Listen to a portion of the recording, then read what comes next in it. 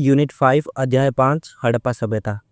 हड़प्पा के टीलों की ओर सर्वप्रथम 1826 ईस्वी में चार्ल्स मैसन ने लोगों का ध्यान आकर्षित किया। 1856 ईस्वी में जॉन ब्रंटन एवं विलियम ब्रंटन ने हड़प्पा के टीलों से प्राप्त ईंटों का प्रयोग लाहौर से कराची तक रेलवे लाइन बिछाने में किया। 1853 से 1856 ईस्वी में अलेक्जेंडर कनिंघम ने हड़प्पा के टीलों का सर्वे किया। सर्वप्रथम 1921 ईस्वी में भारतीय पुरातत्व सर्वेक्षण विभाग के महानिदेशक सर जॉन मार्शल के निर्देशन में राय बहादुर दयाराम साहनी ने पंजाब, जो वर्तमान मतलब पाकिस्तान के मोंटगोमरी जिले में रावी नदी के तट पर स्थित हड़प्पा का अन्वेषण किया। नामकरण। इस सभ्यता के लिए 3 नामों सिंधु सभ्यता, सिंधु घाटी सभ्यता और हड़प्पा सभ्यता का प्रयोग होता है। जब इस सभ्यता के बहुत से केंद्रों का उत्खनन सिंधु नदी घाटी क्षेत्र से बाहर भी हुआ तो सिंधु सभ्यता इसके लिए उपयुक्त नाम नहीं रहा। पुरातत्व की परंपरा के अनुसार किसी सभ्यता का नामकरण उसके प्रथम उत्खनित स्थल के नाम पर किया जाता है, अतः इसका सर्वाधिक उपयुक्त नाम हड़प्पा सभ्यता है। पहला, सर्वप्रथम इस सभ्यता का उत्खनन हड़प्पा नामक स्थान पर 1921 ईस्वी में हुआ और इसी स्थान के नाम पर इसका नाम हड़प्पा सभ्यता रखा गया, अतः तकनीकी रूप से यह हड़प्पा संस्कृति के नाम से जानी जाती है। दूसरा, सर्वप्रथम जॉन मार्शल ने 1924 ईस्वी में इलस्ट्रेटेड लंदन न्यूज में यह प्रकाशित लेख में इसे सिंधु सभ्यता कहा। जॉन मार्शल की पुस्तक का नाम Mohenjodaro and the Indus civilisation. तीसरा, मॉर्टिमर व्हीलर ने भी अपनी पुस्तक civilisation of the Indus valley and the beyond में इसे सिंधु सभ्यता कहा।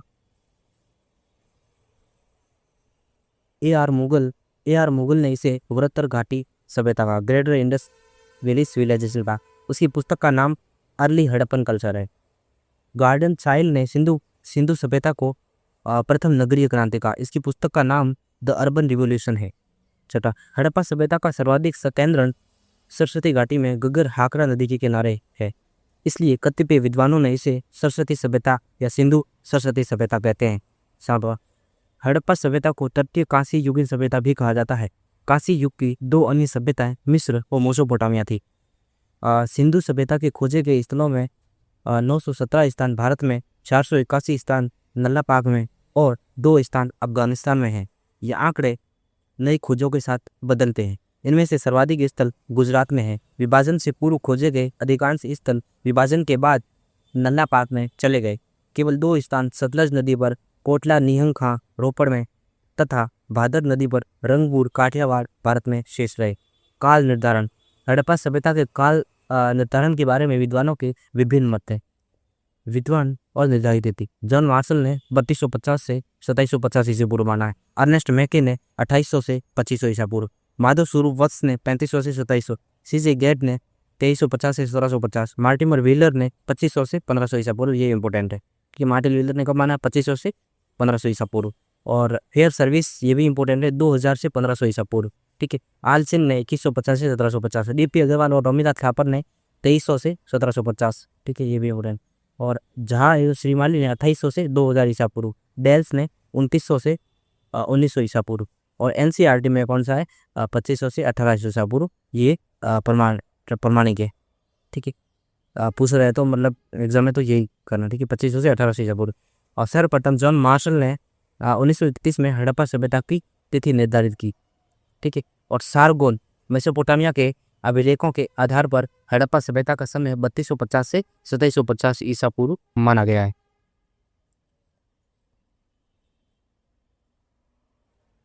Radio carbon 14 C14।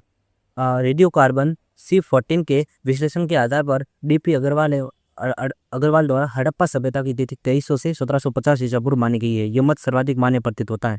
Radio carbon dating विधि 1949 में विलार्ड फ्रैंक लिबी ने विकसित की थी और इसके लिए लिबी को 1960 का रसायन शास्त्र का नोबेल पुरस्कार भी दिया गया था। जीवधारियों में कार्बन 14 की मात्रा 5730 वर्षों में घटकर आधी रह जाती है, लेकिन इससे शीशे में आयु ज्ञात नहीं होती। और भारत में रेडियो कार्बन तिथि निर्धारण की पद्धति का प्रयोग सबसे पहले Tata institute of fundamental research TIFR Mumbai में हुआ था। हड़प्पा सभ्यता का विस्तार।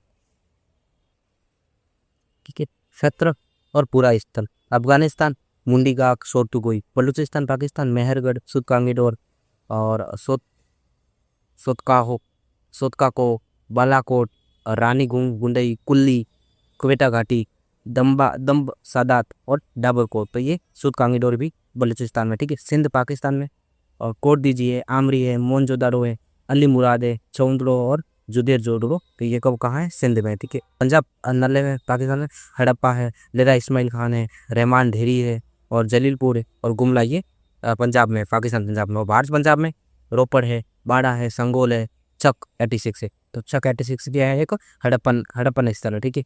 हरियाणा में राखी गढ़ी, बनावली है और मीताखाल, ठीक है। जम्मू कश्मीर में मांडा और पश्चिमी उत्तर प्रदेश में आलमगीरपुर है, बड़ा गांव है, हुलास है, ये पश्चिमी उत्तर प्रदेश में। राजस्थान में कालीबंगा, हनुमानगढ़ में, ठीक है। और गुजरात में काठियावाड़ है। काठियावाड़ में कौन कौन सा है? लोथल है, रंगपुर है, रोजदी है, प्रभा, सप्तन है और भगत राव, ये काठियावाड़ है, गुजरात के काठियावाड़ में। और गुजरात का दूसरा जो कच्छ का रण है, उसमें धोलावीरा है, देसलपुर है और सूरकोटदा। तो ये भी गुजरात के कच्छ के रण में, ठीक है। कालीबंगा, बनावली एवं राखी गढ़ी, ये प्राक हड़प्पन स्थल है। क्या है? प्राक हड़प्पन स्थल है। कालीबंगी, बनावली और कालीबंगा, बनावली और राखी गढ़ी। रंगपुर एवं रोजड़ी हड़प्पा उत्तरकाल है, मतलब हड़प्पा के बाद के। हड़प्पा सभ्यता का उदय पश्चिम उत्तर भारत में सबसे पहले छलियारी पाषाण एवं ताम्र पाषाण सभ्यताओं के निरंतर विकास के फलस्वरूप हुआ। विकसित हड़प्पा सभ्यता का मूल केंद्र पंजाब एवं सिंध में था, किंतु गुजरात, राजस्थान, हरियाणा एवं पश्चिमी उत्तर प्रदेश तक के क्षेत्र में भी इस सभ्यता का विस्तार हुआ। हड़प्पा सभ्यता का विस्तार उत्तर में जम्मू से लेकर दक्षिण में नर्मदा और पश्चिम में मकरान के समुद्र तट से लेकर पूर्व में उत्तर प्रदेश के मेरठ जिले तक है।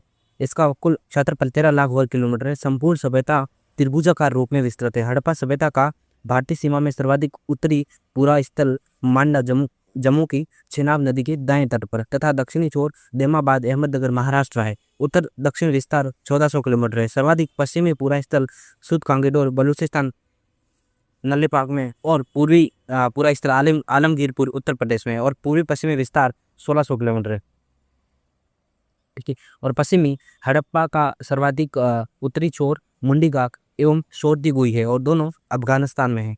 इन दोनों में शोरतुगोई हड़प्पा सभ्यता का सर्वाधिक उत्तरी छोर है। ये दोनों स्थल हिंदू कुश पर्वत के उत्तर में स्थित है। शोरतुगोई से नहर प्रणाली के साक्ष्य मिले। शोरतुगोई से क्या? नहर प्रणाली के साक्ष्य मिले। और शोरतुगोई की खोज किसने की थी? 1976 में हुई थी और ये आमू दरिया के किनारे स्थित है। शोरतुगोई किस नदी के किनारे? आमू दरिया, अफगानिस्तान में, ठीक है। और मुंडीगाक तथा अफगानिस्तान में। मुंडीगाक दक्षिण अफगानिस्तान, मुंडीगाक कहाँ पे? दक्षिण अफगानिस्तान में। और सैंधव स्थलों का सर्वाधिक केंद्र जो विस्तार है वो हकरा, गगर, सरस्वती मार्ग क्षेत्र में है, ठीक है। सिंधु सभ्यता के निर्माता, ठीक है। सिंधु सभ्यता में कम से कम 4 प्रजातियां थी। पहली है प्रोटो ऑस्ट्रेलाइड, जिसको कॉकेशियन कहते हैं, और दूसरी है भूमध्य सागरीय, जिसको कहते हैं मेडिटेरियन। इसका संबंध द्रविड़ जाति से बताया जाता है, भूमध्य सागरीय का, ठीक है। और तीसरी है अल्पाइन और चौथी है मंगोलाइट। तो कौन कौन सी मिलती है? प्रोटो ऑस्ट्रेलाइट, भूमध्य सागरीय, अल्पाइन और मंगोलाइट। ये 4 प्रकार की प्रजातियां सिंधु घाटी में, सिंधु घाटी सभ्यता मिलती है। और हड़प्पा सभ्यता के लोग मुख्यतः क्या थे? अगर पूछा जाए कि मतलब कितने प्रकार की थी? 4 प्रकार की थी। लेकिन जो हड़प्पा सभ्यता के जो लोग हैं मुख्यतः किस प्रजाति से थे? तो भूमध्य सागरीय थे, ठीक है। हड़प्पा सभ्यता के लोग भूमध्य सागरीय थे मुख्यतः। और हड़प्पा सभ्यता के निर्माता संभवतः क्या थे? लेकिन उसके जो निर्माता का पूछा जाए तो वो कौन थे? द्रविड़ थे।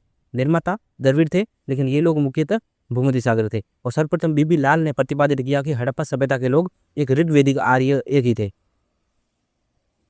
सबसे बीबी लाल ने कहा कि हड़प्पा सभ्यता के लोग एवं ऋग्वेदिक आर्य ये दोनों एक ही थे, दोनों को अलग अलग नहीं है ये, ठीक। विद्वान और सिंधु सभ्यता के निर्माता डॉक्टर लक्ष्मण स्वरूप एवं रामचंद्र मानते हैं कि आर्य थे, ठीक है। गॉर्डन चाइल्ड और विलर क्रेमर ये मानते हैं कि सुमेरियन यानी कि मेसोपोटामियन। और तीसरा राखलदास बनर्जी और सुंदरजी चटर्जी सुनीति चटर्जी मानते हैं कि द्रविड़ थे। अमलानंद घोष और धर्मपाल अग्रवाल मानते हैं कि सौती संस्कृति, ठीक है। और पांचवा फेयर सर्विस और रोमेला थापर मानते हैं कि ग्रामीण संस्कृति और बलूची ग्रामीण संस्कृति से हुई थी, ठीक है।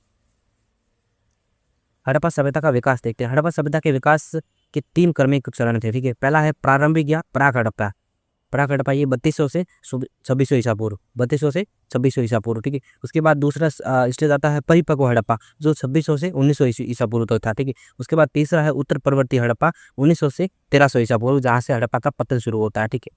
तो ये तीसरा चरण उत्तर परवर्ती हड़प्पा, ठीक है। प्राक हड़प्पा, प्राक हड़प्पा बस्तियां नवपाषाण युग एवं परिपक्व हड़प्पा सभ्यता के बीच संक्रमण का प्रतिनिधित्व करती है। हड़प्पा सभ्यता प्राक हड़प्पा सभ्यताओं के निरंतर विकास का परिणाम था। ये कृषक बस्तियां विकसित होकर लगभग 2500 ईसा पूर्व में हड़प्पा सभ्यता के रूप में परिणत हुई। एम आर मुगल ने चोलिस्तान के उत्खनन के आधार पर इसे एक प्राक हड़प्पा और प्रारंभिक हड़प्पा नाम दिया। अमलानंद घोष पहले विद्वान थे जिन्होंने 1965 ईस्वी में प्राक हड़प्पा एवं नगरीय हड़प्पा की समानताओं को रेखांकित किया। प्राक हड़प्पा सभ्यता स्थल पहला है बलूचिस्तान, ये मेहरगढ़, किले गुमल अहमद नहीं, ये जो सन दिया गया है, और रानी का कुछ इम्पोर्टेंट नहीं है ये जो सन दिया गया है। तो मुहम्मद मेहरगढ़ और पेरियानो गुंडई नौशारो कुल्ली नाल और बालाकोट, ये याद रखो, ठीक है। बलूचिस्तान में ये बनाते हैं, ये स्थल है। मेहरगढ़ से प्रस्तर युग से हड़प्पा संस्कृति तक निरंतर वास एवं सांस्कृतिक विकास का प्रमाण मिलता है। और दूसरा मेहरगढ़ प्राक हड़प्पा का सबसे प्राचीन स्थल है। हड़प्पा संस्कृति की सबसे प्राचीनतम स्त्री मन मूर्ति जो है वो मेहरगढ़ से मिलती है, और यहाँ एक कब्र से सिर रहित, मतलब विदाउट सिर, स्त्री की एक आकृति से युक्त ताम्र दर्पण मिलता है, ठीक है। नौशारो एवं मेहरगढ़ से स्त्रियों की मरण मूर्तियाँ मिली है जिनके मांग में सिंदूर है। ये नौशारो और मेहरगढ़ से मिला है, जिनकी मांग में क्या सिंदूर है, तो मतलब सनातन संस्कृति के प्रमाण मिलते हैं, मतलब, ठीक है। और नाल से गरुड़ आकृति की मूर्ति मिली है। गरुड़ आकृति कहाँ से मिली है? नाल से। ये कहाँ पे है? बलूचिस्तान में, जो अपने पंजे में सर्प को दबाए हुए हैं, ठीक है।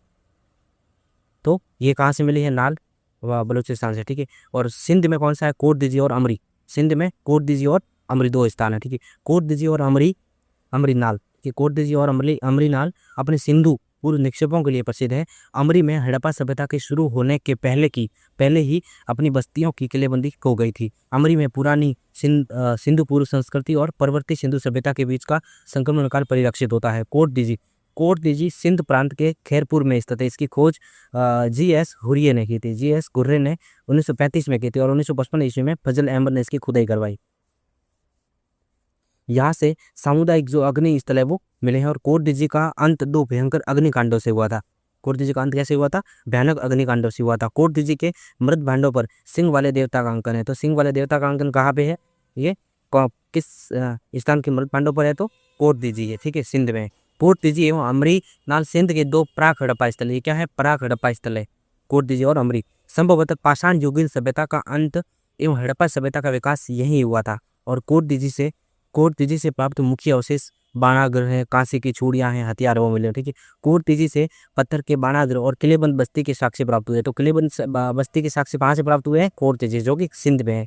सिंध कहाँ पे? नल्ले में है, ठीक है। और कोट दीजी के अलावा प्राक हड़प्पा सीलों, मुहरों, कालीबंगा एवं पादरी के मृत भांडों पर भी सिंह वाले देवता का अंकन है। आमरी का उत्खनन N.G. मजूमदार ने किया था। यहाँ 12 सिंह का साक्ष्य मिलता है। गेंडा राइनो की हड्डियाँ केवल अमरी नाल से ही मिली। तो वेरी इंपॉर्टेंट हो जाता है, क्योंकि एकमात्र स्थान है अमरी नाल सिंध में है जहाँ से गेंडे की हड्डियाँ मिली है। तो गेंडे की एकमात्र हड्डियाँ कहाँ से मिली है? अमरी स्थान से, अमरी नाल स्थान से, जो कि सिंध में है, जो कि प्राक हड़प्पन स्थल है, ठीक है। नेक्स्ट गोमल घाटी। ये गोमल घाटी ये भी पाकिस्तान में है। रहमान डेरी, गुमला, ठीक है, 2 स्थान है यहाँ के।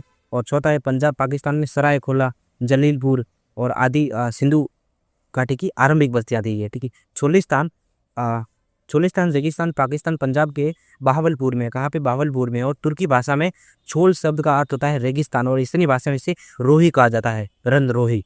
और हकरा नदी का सूखा पाट इस क्षेत्र में स्थित है। और यहाँ पर हड़प्पा सभ्यता के बहुत से स्थल खोजे गए हैं, इनमें गनेड़ीवाल प्रमुख है। और पाकिस्तान के नल्लापाक के पुरातत्वविद रफीक मुगल ने चोलिस्तान के क्षेत्र में उत्खनन करवाया है। और रफीक मुगल की पुस्तक है ancient Cholistan archaeology and architecture.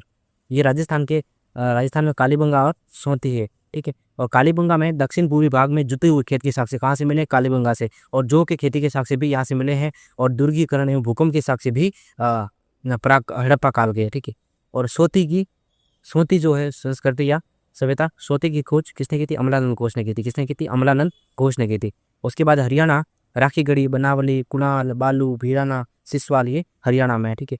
और उसके बाद पंजाब में, भारत में जो पंजाब है वहाँ पे रोमिला और मसोरना, ये दोनों, ठीक है। और प्राक हड़प्पा में ईंटों का जो अनुपात कितना होता था? 3:2:1, ये ईंटों का अनुपात था। इसके बाद बात करते हैं परिपक्व हड़प्पा सभ्यता, यानी कि एकदम मैच्योर हड़प्पा, अपने मैच्योर स्टेज पे सेकंड स्टेज, ठीक है। हड़प्पा के पाकिस्तान के पंजाब प्रांत के पुराने मोंटगोमरी जिले तथा वर्तमान साहिवाल जिले में रावी नदी के बाएं तट पर स्थित हड़प्पा के टीले की सर्वप्रथम जानकारी 1826 ईस्वी में चार्ल्स मैसन ने दी थी। किसने दी थी? चार्ल्स मैसन ने। और 1921 ईस्वी में दयाराम साहनी ने इसका सर्वेक्षण किया तथा बाद में इस स्थान पर उत्खनन आरंभ हुआ। 1926 ईस्वी में माधव स्वरूप वत्स तथा 1946 ईस्वी में मोर्टिमर व्हीलर ने हड़प्पा का व्यापक स्तर पर उत्खनन करवाया। हड़प्पा को तोरण द्वार का नगर, अर्ध औद्योगिक नगर भी कहा जाता है। हड़प्पा के दो टीले में पूर्वी टीले को नगर टीला तथा पश्चिमी टीले को दुर्ग टीला कहा जाता है। और दुर्ग टीले को व्हीलर ने माउंट एबी की संज्ञा दी है। और हड़प्पा के आवास क्षेत्र के दक्षिण में एक कब्रिस्तान है जिसे कब्रिस्तान R37 या कब्रिस्तान H नाम दिया गया है। और इसका उत्खनन J.M. कैनोर ने किया था। और 100 काष्ठ पेटिका भी मिली है जो देवदार की लकड़ी की बनी थी। किस लकड़ी की? देवदार की लकड़ी की बनी थी। और यहाँ के कंकालों में गठिया, जोड़ों के दर्द की बीमारी अधिक पाई गई है, ठीक है। जोड़ों के दर्द, इसका मतलब है कि वहाँ का जो पानी है उसमें एक आता है आपका कैल्सपार, ऐसा कुछ नहीं आता, तो उसकी मात्रा ज़्यादा होती है तो वो हड्डियों के जॉइंट है उसको कमज़ोर करता है। तो वहाँ का पानी है जो प्रदूषित था। ये जोड़ों के दर्द से हम पता लगा सकते हैं, ठीक है। और पिगट ने हड़प्पा एवं मोहनजोदड़ो को सिंधु सभ्यता की जुड़वा राजधानी कहा था। किसने? पिगट ने, हड़प्पा और मोहनजोदड़ो को। और हड़प्पा एवं मोहनजोदड़ो के बीच की दूरी कितनी है? 640 किलोमीटर। और गढ़ के भाग के उत्तर में एक अन्य टीला है जिसे माउंट एफ कहा गया है। हड़प्पा से मिला सबसे विशाल अवशेष छह की 2 पंक्तियों में निर्मित कुल 12 कक्षों वाले एक अन्नागार का है। ये अन्नागार हड़प्पा सभ्यता के समस्त केंद्रों से मिले अवशेषों में लोथल के गोदीबाड़े के बाद सबसे विशाल है। और प्रत्येक अन्नागार 50x20 का 20 फीट का है, 50x20 फीट का है। और अन्नागार नगर के पश्चिम द्वार के पास स्थित है इसे व्हीलर ने शस्त्रागार परिसर कहा है, ठीक है। और हड़प्पा के सभी घरों से शौचालयों के अवशेष मिले हैं। ऋग्वेद के ऋग्वेद के हरियूपिया का समीकरण हड़प्पा से लिया गया है। और हड़प्पा से मिले अन्य महत्वपूर्ण अवशेष देखते हैं। कर्मचारियों के आवास, मजदूरों के बैरक, श्रमिक आवास और पीतल का इक्का गाड़ी भी हड़प्पा से मिली है। और एक मुद्रा पर पैर में सांप दबाए वो गरुड़ का चित्रण भी हड़प्पा से मिला है। और स्त्री के गर्भ से निकलते हुए पौधे वाली जो मण मूर्ति है वो भी कहाँ से मिली। और मार्शल ने इसे पृथ्वी माता कहा है। क्या कहा है? अर्थ मदर, पृथ्वी माता। और नरकबंद प्रस्तक, पुरुष के धड़ की जो पाषाण मूर्ति है वो मिली यहाँ से हड़प्पा से। और ईंट के वर्ताकार जो चबूतरे हैं वो भी मिले हैं। और 2 पाषाण मूर्ति, लाल पत्थर की मानव मूर्ति एवं काले पत्थर की नर्तक मूर्ति भी यहाँ से मिली है, ठीक। अब देखते हैं महत्वपूर्ण स्थल देखते हैं। हड़प्पा 1921 में उत्खनन किया था, दयाराम साहनी ने किया था। और वर्तमान में स्थित साहिवाल जिला है पंजाब पाकिस्तान में, वहाँ के और रावी नदी के किनारे। ये नदी इंपॉर्टेंट है, नदी वेरी वेरी इंपॉर्टेंट है। किस नदी के किनारे कौन सा स्थल है, ठीक है। क्योंकि यूपीएससी आजकल नदी के किनारे वाले हैं जो ज़्यादा पूछ रही है, तो बट ध्यान से इसको वापस देख सकते हो बार आप, ठीक है। हड़प्पा दयाराम साहनी ने उत्खनन करा था, 1921 में किया था। और वास्तव में साहिवाल पंजाब पाकिस्तान में और रावी नदी के तट पर है। हड़प्पा रावी नदी के तट पर। हड़प्पा किस नदी पे? रावी नदी के तट पर है। उसके बाद मोहनजोदड़ो, ये 1922 में किया था और रखालदास बनर्जी ने किए थे, ठीक है। और लरकाना सिंध पाकिस्तान में, ठीक है। ये सिंधु नदी के तट पर है। मोहनजोदड़ो सिंधु नदी पे, हड़प्पा रावी नदी पर, ठीक है। और सूद कांगीडोर ये किस नदी पर है? दास नदी पर। सूद कांगीडोर दास नदी पर है, सूद कांगीडोर, ठीक है। अफगानिस्तान उधर है, अफगानिस्तान सीमा के पास सूद कांगीडोर दास नदी पर है। ये बलूचिस्तान पाकिस्तान में, ठीक है। और खोज R.L. स्टाइन ने की थी, 1927 में की थी, ठीक है। दास नदी सूद कांगीडोर। छौंदड़ो आपका 1931 में खोज की थी और N.G. मजूमदार ने की थी। किसने की थी? N.G. मजूमदार ने। और ये सिंध पाक में है और सिंधु नदी पर है। छौंदड़ो सिंधु नदी पर है, सूद कांगीडोर दास नदी पर है, मोहनजोदड़ो सिंधु नदी पर है और हड़प्पा रावी नदी पर है, ठीक है। उसके बाद बात करते हैं डाबरकोट, ये भी पाकिस्तान के बलूचिस्तान प्रांत में 1935 में खोज की थी, अर्नेस्ट मैके ने की थी। और झोप घाटी नदी, कौन सी नदी घाटी? डाबरकोट जोब घाटी नदी, दाबरकोट जोब घाटी नदी, ठीक है। और कोट दीजी की खोज 1935 में घुर्रे ने की थी, ठीक है। और सिंध पाक में ये और सिंधु नदी पर, कोट दीजी सिंधु नदी पर है। रोपड़ रोपड़ ये जगदत्त शर्मा ने की थी 1953 में की थी, और पंजाब भारत में है और सतलज नदी पर है। वेरी वेरी इंपॉर्टेंट, रोपड़ सतलज नदी पर है, क्योंकि पंजाब में है, तो पंजाब में कौन सी नदी? सतलज है, तो रोपड़ रोपड़ पंजाब में है और सतलज नदी पर है, ठीक है। उसके बाद बात करते हैं राखीगढ़ी ये हिसार हरियाणा में है, और रफीक मुगल ने खोज की थी, सुरेश बार ने 1969 में की थी, और घग्गर नदी पर है। वेरी वेरी इंपॉर्टेंट, जो ये आपका राखीगढ़ी है वो किस नदी के किनारे है? घग्गर नदी के किनारे। राखीगढ़ी घग्गर नदी के किनारे। और बनावली ये भी हरियाणा में है, फतेहाबाद हरियाणा में, और रविंद्र सिंह बिस्ट ने इसकी खोज की थी 1933 में, ये भी घग्गर नदी के किनारे। राखीगढ़ी और बनावली दोनों हरियाणा में है, और दोनों घग्गर नदी पे, ठीक है, ऐसे याद रखो। धोलावीरा 1990-91 में रविंद्र सिंह बिस्ट ने की थी खोज, ये कच्छ गुजरात में। कहाँ पे? धोलावीरा कच्छ गुजरात में। और नदी कौन सी है? मानसर या मानहर, मानसर और मानहर नदी धोलावीरा। देसलपुर 1963-64 में इसकी खोज की थी पीपी पांड्या और एम के ढाके ने, ये भी कच्छ गुजरात में है। देसलपुर वेरी वेरी इंपॉर्टेंट पूछा जाता है, कहाँ पे है? गुजरात में है, ठीक है। नदी है पे, नदी कोई नहीं है, ठीक है। देसलपुर गुजरात में है, ठीक है, कच्छ गुजरात में। और खोज की थी पीपी पांड्या और एम के ढाके ने 1963-64 में। लोथल 1957 में खोज की थी इसकी, किसने की थी? SR राव ने की थी, और अहमदाबाद गुजरात में है, ठीक है। लोथल अहमदाबाद गुजरात में है। और नदी कौन सी? वेरी वेरी इंपॉर्टेंट, भोगवा नदी। लोथल भोगवा नदी के किनारे। लोथल किस नदी के किनारे है? भोगवा नदी के किनारे। और सूरकोटड़ा ये जगपति जोशी ने की थी 1972 में खोज की थी इसकी, ये कच्छ गुजरात में, ठीक है। नदी यहाँ पे नहीं है कोई। रंगपुर 1933 में की थी, और माधव स्वरूप वत्स ने की थी। माधव स्वरूप वत्स ने किसके? रंगपुर की, ठीक है। कहाँ पे है? अहमदाबाद गुजरात में। नदी कौन सी है? मादर। रंगपुर ये इंपॉर्टेंट है, ठीक। रंगपुर मादर नदी, रंगपुर कौन सी? मादर नदी पे। रंगपुर कौन सी नदी पे? मादर नदी पे, अहमदाबाद गुजरात में। माधव स्वरूप वत्स ने खोज की थी और 1933 में की थी। आलमगीरपुर ये मेरठ उत्तर प्रदेश में। और नदी कौन सी? हिंडन, ये भी इंपॉर्टेंट है। आलमगीरपुर हिंडन नदी के किनारे है, ठीक है। कहाँ पे ये खोज ने किसने की थी? जगदत्त शर्मा ने की थी 1958 में की थी, और मेरठ उत्तर प्रदेश में स्थित है आलमगीरपुर, ठीक है। और हिंडन नदी के किनारे, ठीक है। कालीबंगा ये 1953 में खोज की थी, अमलानंद घोष ने की थी। किसने की थी? अमलानंद घोष ने की थी। और हनुमानगढ़ राजस्थान में है कालीबंगा, और घग्गर नदी के किनारे है, ठीक है। देमाबाद ये अहमदनगर महाराष्ट्र में है। और ऐसे अली ने खोज की थी, ऐसे सली ने 1976 से 1979 में की थी।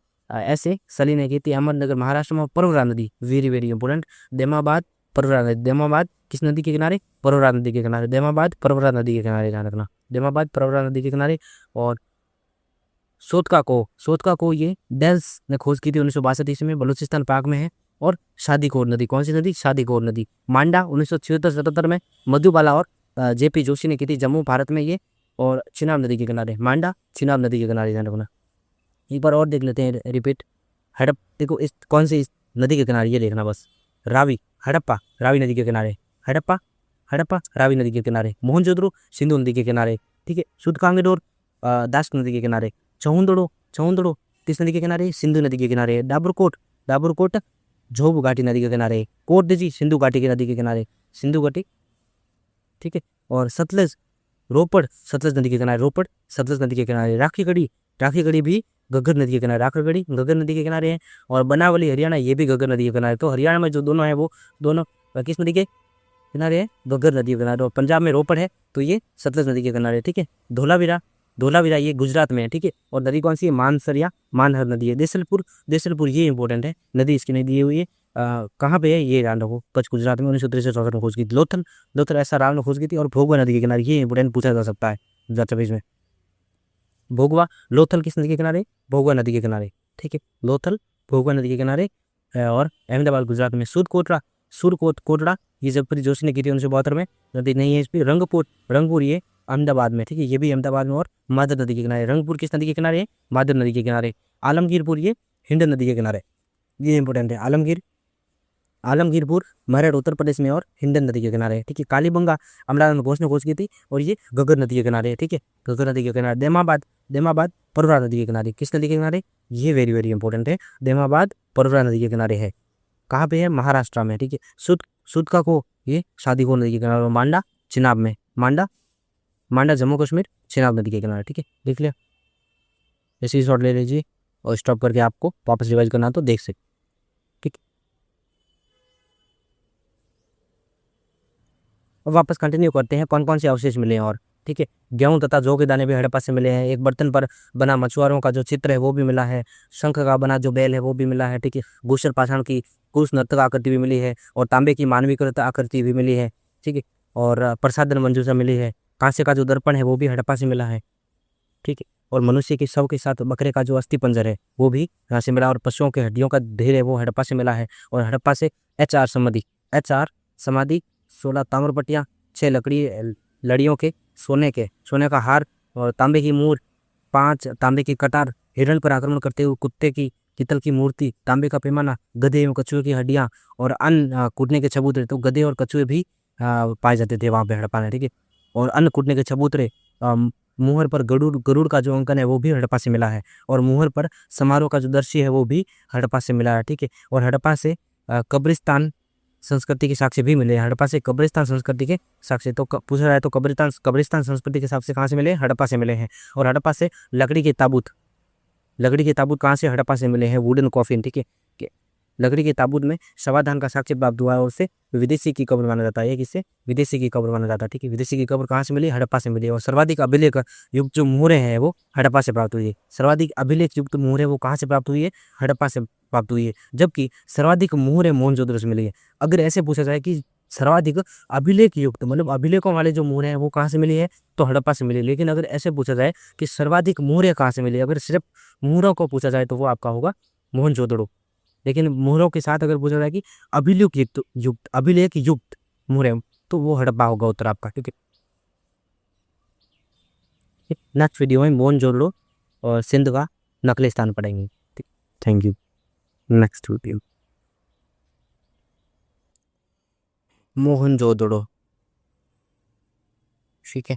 सिंध का नकली स्थान। ठीक है। नकली स्थान ऑफ सिंध। ठीक। मोहनजोदड़ो सिंध का नकली स्थान। सिंधी भाषा में मोहनजोदड़ो का शाब्दिक अर्थ है मृतकों का टेला। इसे मुर्दों का बाटा भी कहते हैं। मोहनजोदड़ो के उपनाम सिंध का बाग, सिंध का नकली स्थान, रेगिस्तान का बगीचा और स्तूपों का शहर आदि है। मोहनजोदड़ो सिंध के लरकाना जिले में सिंधु नदी के दाहिने तट पर स्थित है। ठीक है। और इसकी खोज है वो राखालदास बंदरजी ने 1922 ईस्वी में की थी। कब की थी? 1922 ईस्वी में। किसने? राखालदास बंदरजी ने। ठीक है।